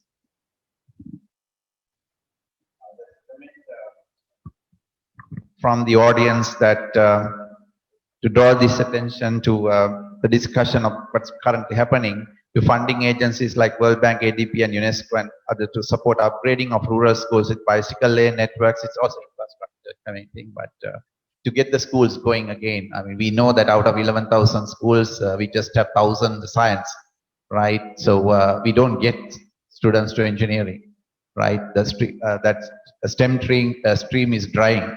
That's a problem that we face too, right? While we are don't look at large roads but just try to look at alternate bicycle lane networks and then ensure that development to take place a little differently from what we currently seems to be engaged in big cities, big roads, and that's the way to go and change the place all over again. Yeah, that's true.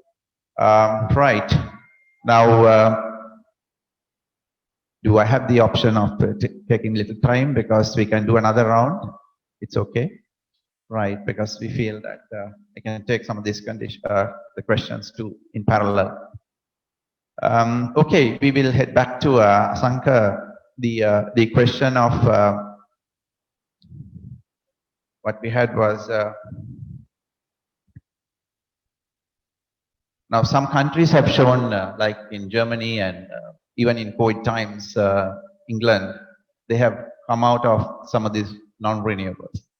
And I see some of the comments that why can't we do this?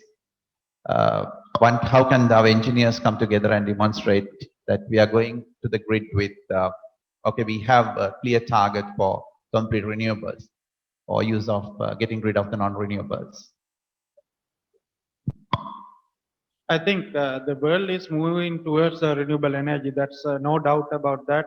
Even some countries will achieve much quicker than the other countries. So that the German, Australia, they are moving far ahead than Sri Lanka. But we were, as I said, the 100% renewable in way back in 90s.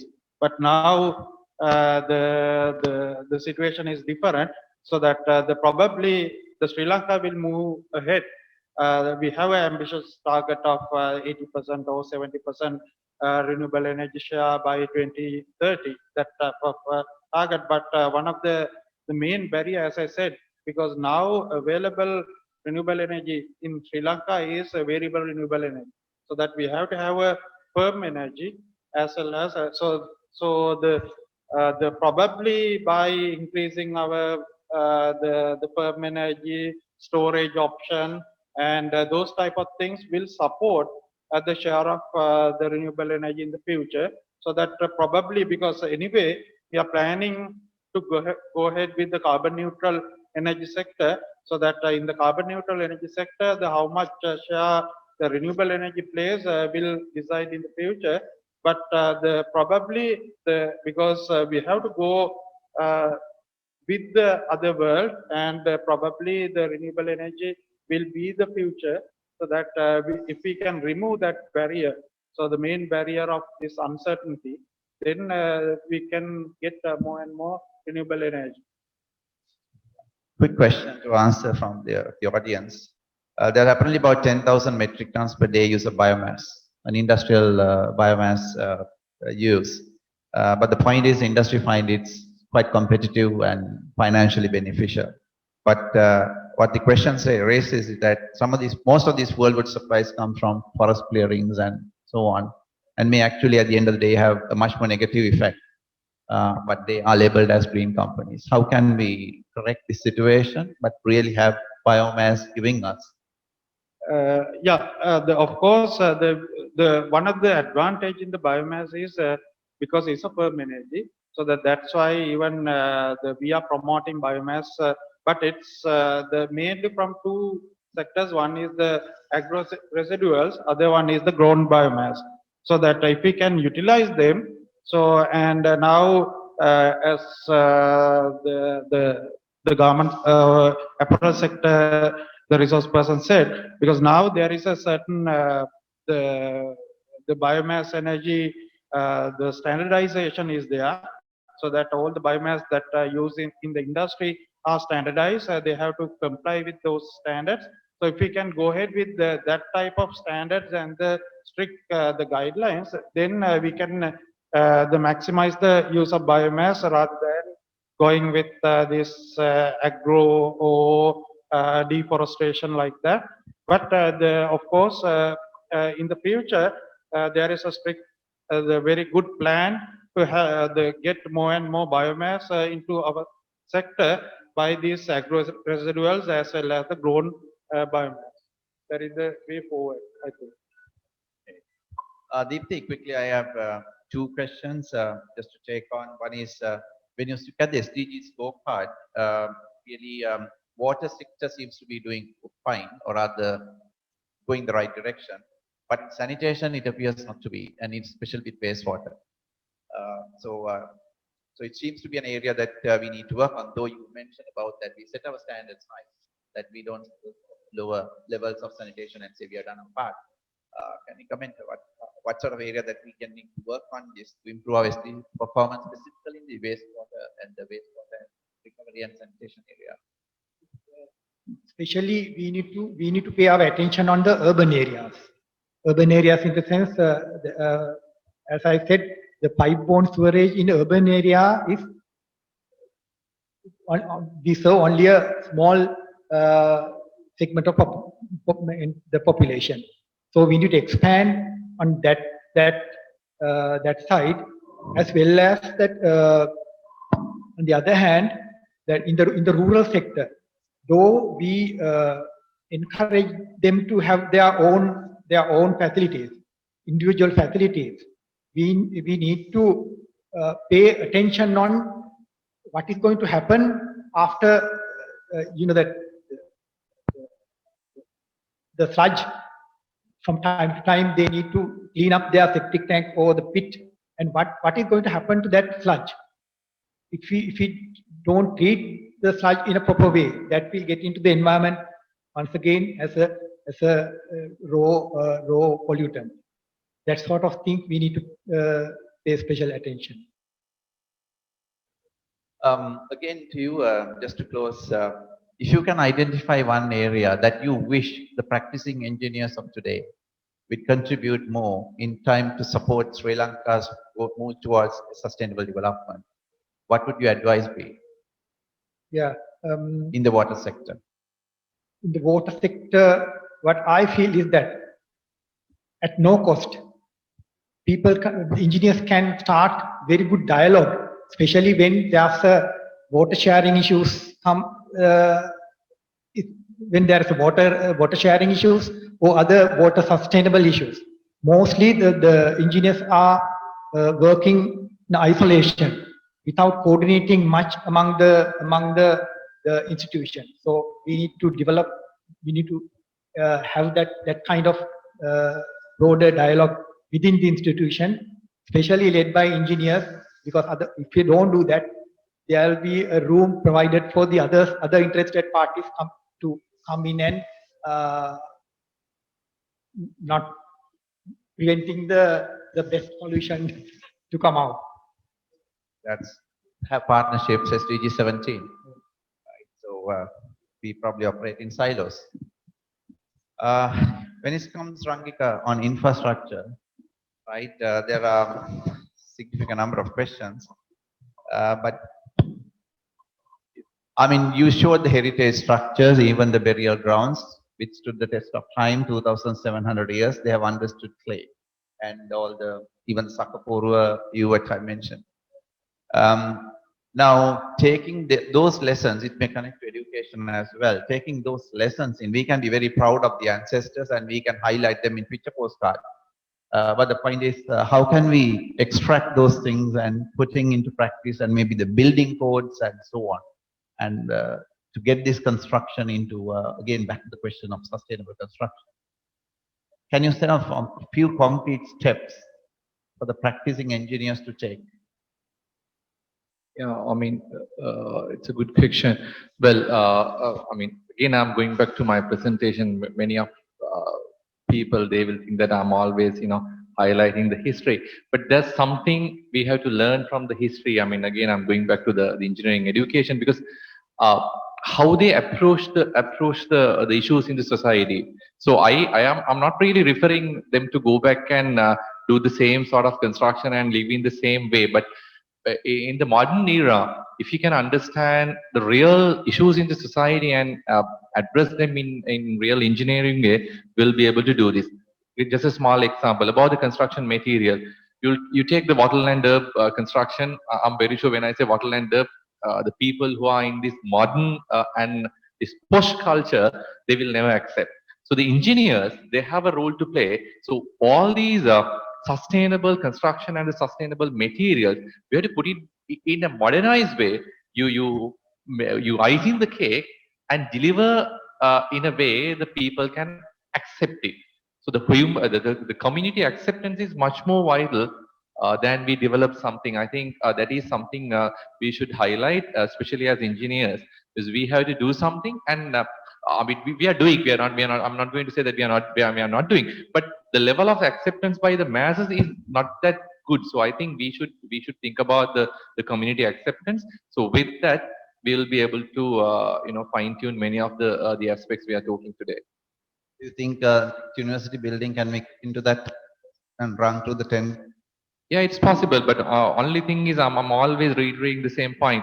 I think as engineering educators in the country, more than we deliver the content, we should give them the feelings. We should give them about our experience. I mean many of the people who are staying here in the audience and in the stage as well, you taught us your experience, and the way you lived, the way you approach the issue than the content. I think we should have to have the same practice. So if you can do that, I'm very sure we can achieve the goal. Okay, thank you. Charuk, I really want to answer you to answer two questions, because one is about your 2023 target. You have come to net zero carbon, and that's a tremendous achievement. But the point is, now when you see the textile and apparel industry seems to be doing great, but it's also an industry that is getting a lot of income inwards, right? How can, what sort of efforts that you can extend to the other industries, even for SMEs, to take some of these lessons, embed them, and they themselves to come into a better position? Because we may have one industry sector that's doing right, but a lot of other sectors may not be doing that well. So how do you transfer your knowledge? What sort of responsibility you suggest to transfer this knowledge to the other sector? Because we appear to not to be discussing among the industry sectors. Good questions. Actually, these are sustainable practices, best practices, industries. There are a lot of best practices are floating among the industries. Sometimes we can learn from the other industries. Some other industry, they can learn from us. So take in a branded. So we do our best practices through our sustainable reporting. So annually we do the reporting. So there are what we are doing. So that can be read. So from last year we started the annual reporting. Before that one we start every 2 years we publish. So that considering the sustainable development goals and our progress. So by targeting the net zero. So then annually our reporting will be there. So that also will help to the other sector to get our what we are doing, and transparently you can learn from there. So and also what we give the our journey in sustainability. So in 2008 our first green factories. In 2018 is our world second highest green building. So we want to give the message to the nation and the other sector. We take the media to our particular factory. So then there was a communication passed through that all the stakeholders and the public. So always we are welcome to share our knowledge and our experience. So we are inviting other sectors also take part. And also I am suggesting in future, so our industrial partnership or sharing the knowledge through the universities and the IESL among our engineers, mostly the engineers involved all the sectors. So IESL especially can take the lead role among our engineers integrating and the sharing the knowledge on sustainability. Thank you, Jaruk. More strength to your journey, I think, because we need the industry leading from the front, and that's very important. Finally, to Manoj, you are a senior professor in the Open University, and we see something at OUSL, and I have two questions to just to complete. Is engaged in developing perhaps a groundbreaking master's program in energy in a circular economy. I mean, that's what we are talking about. That's what we want. Your sustainable SDG 12, responsible consumption, will come through if you understand the circular economy. You're bringing circular economy to education. My question is, how do you get, I know we have a lot of engineers and others who are tuning to us this evening.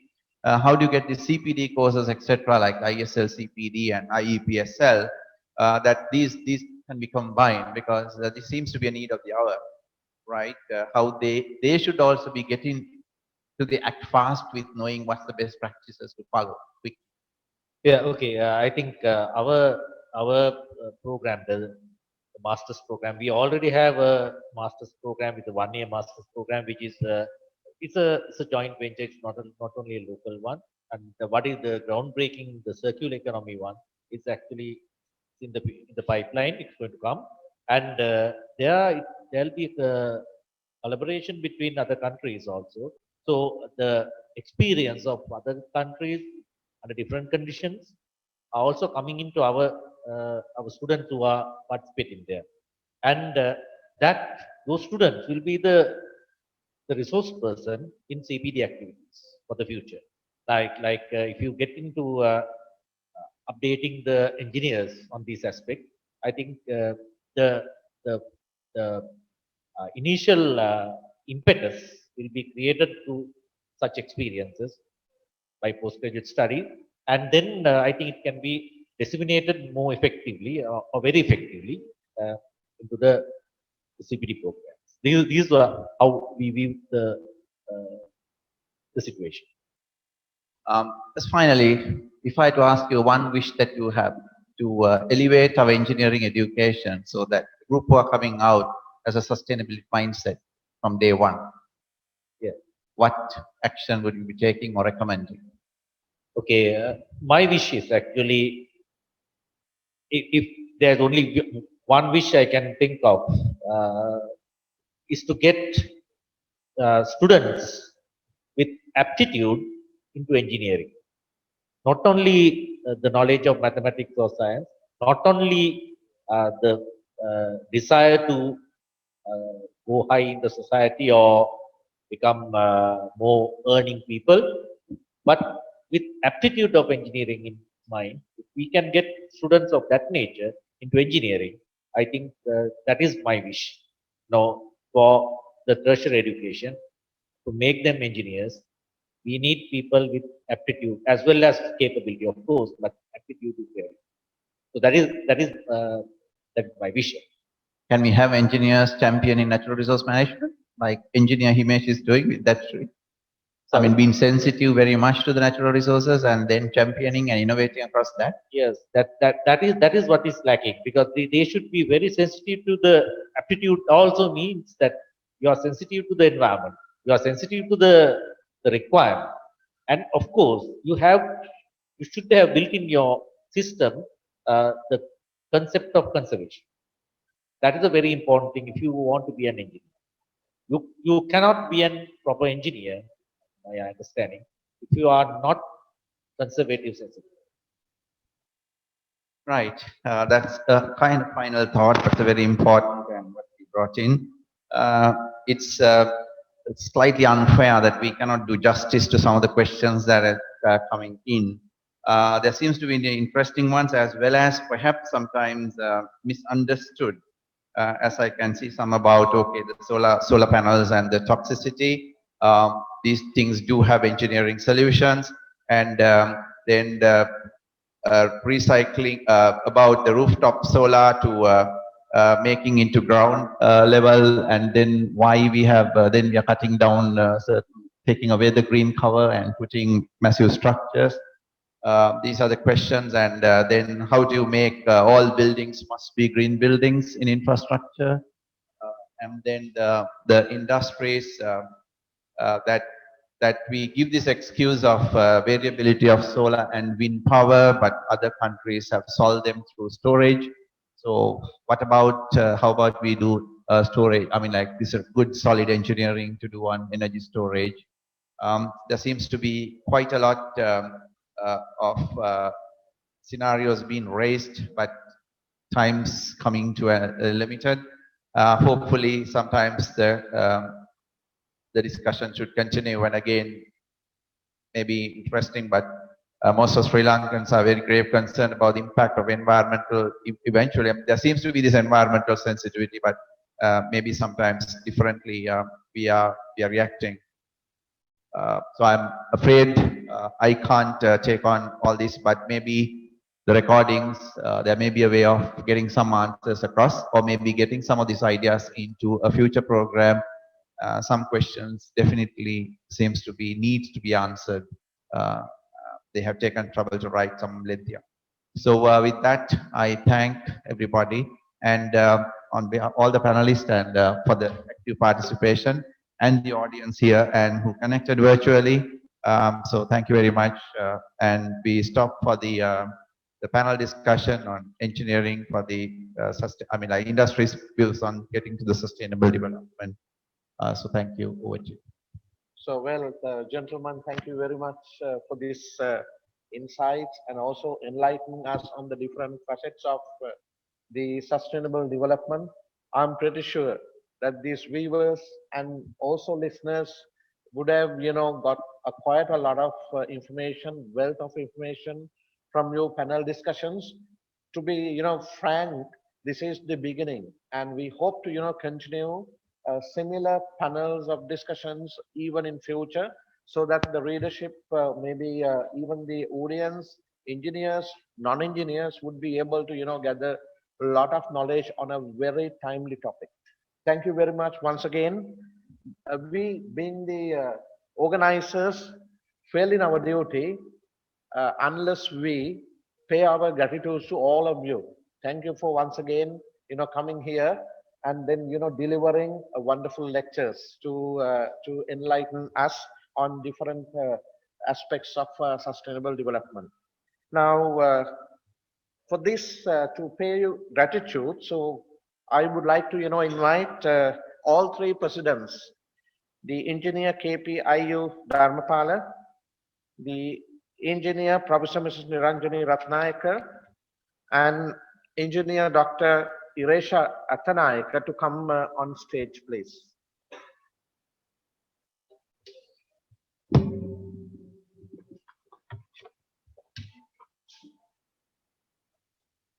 Because we have now got some tokens of appreciation to all the panelists and the moderator for the wonderful work you all have done today. Please go, sir, to the front. Okay, starting with, I would like to invite Dr. Asanka. Please come forward.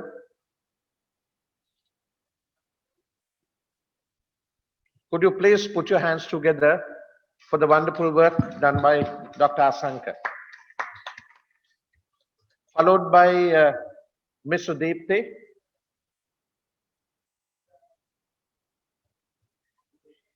Professor Rangika.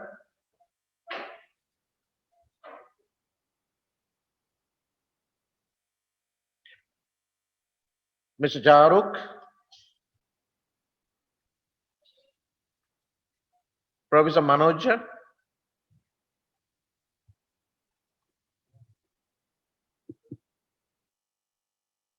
Last but not least, the moderator, Professor Ajit. Thank you, sir and madam.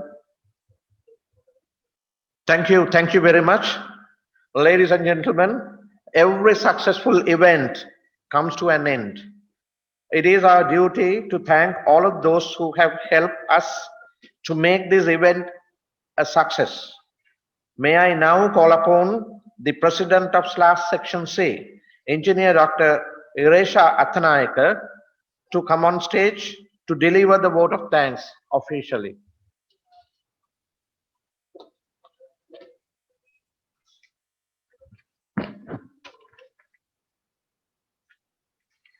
Thank you very much, sir. Distinguished guests, ladies and gentlemen, I deem it's a great pleasure to propose the vote of thanks at this great occasion. So I wouldn't be taking much time. Our distinguished panel members, Engineer Dr. Asanga Rodrigo, former Director General, Sri Lanka Sustainable Energy Authority, Engineer Deepthi Sumanasekara, former General Manager, National Water Supply and Drainage Board, Engineer Professor Rangika Halwatura, Department of Civil Engineering, University of Moratuwa, Engineer Jaruk Mohammed, Head of Environmental Sustainability at Brandix Private Limited, Engineer Professor T.M. Palewata, Department of Civil Engineering, the Open University of Sri Lanka gave us an excellent coverage on today's topic, that is towards achieving sustainable development goals, the industry perspective. On behalf of the organizers, I would like to express my sincere gratitude to all of them. Further, we are grateful to Professor Ajit Alvis, the moderator of the panel discussion, for making the event more enthusiastic and meaningful. I take this opportunity to thank Professor Mrs. Niranjani Ratnayaka, President, Institute of Environmental Professionals, Sri Lanka, for her guidance in making this event a success. I further extend my thanking note to Engineer Kpiu Dharmapala, President, Iesl, and Engineer Arjuna Manamperi, President-elect, Iesl, for their enormous support towards this event. As you all know, an event like this cannot happen overnight. The wheels, started a few weeks ago. So we have been fortunate enough that to be backed by a team of very motivated and dedicated colleagues from Iesl. That is Engineer Neil Abesekara, is the CEO and General Secretary of Iesl, and Mr. Mahesh Samanpriya, and then Mr. Ajit UK Atukala, he is the Honorable Secretary of IEPSL, and then Mr. Chamila Priyantha, Manager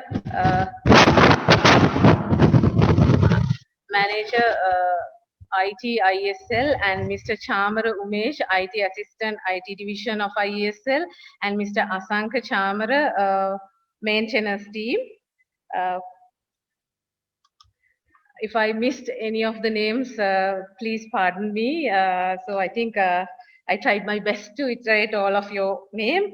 So after a very successful event, it is my duty to thank the person behind the actual scene.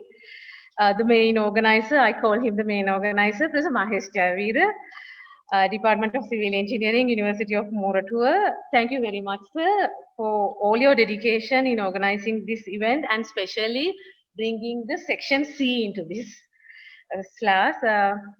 And all the members in the audience, thank you very much for joining with us today. Hope you had a great time.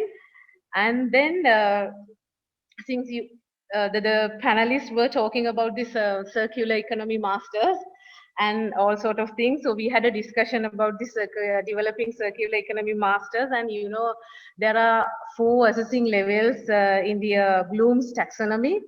In Sri Lankan qualification framework, the 2 levels, mindset and attitude, has been replaced in European qualification framework by autonomy and responsibility, because attitude can be either irresponsibility and responsibility. Because of that, EU, I don't know, they explained us, they have taken those 2 off and they have replaced them with autonomy and responsibility. That is something to think about. And so now, distinguished guests, ladies and gentlemen, once again, I want to state that we are grateful to all speakers on this stage. Some of them are not here anyway, here. So we thank you for being with us in this event. It's been a great pleasure. Thank you very much. Thank you, Dr. Iesl, ladies and gentlemen. Thank you, a very big thank you for all of you for being with us today in the event of celebration of the World Engineering Day. We hope to see you with similar discussions in future until the next year, and we do believe that we will meet up again even the next year with a similar event. Till then, goodbye from all the organizers and have a pleasant evening. Thank you very much.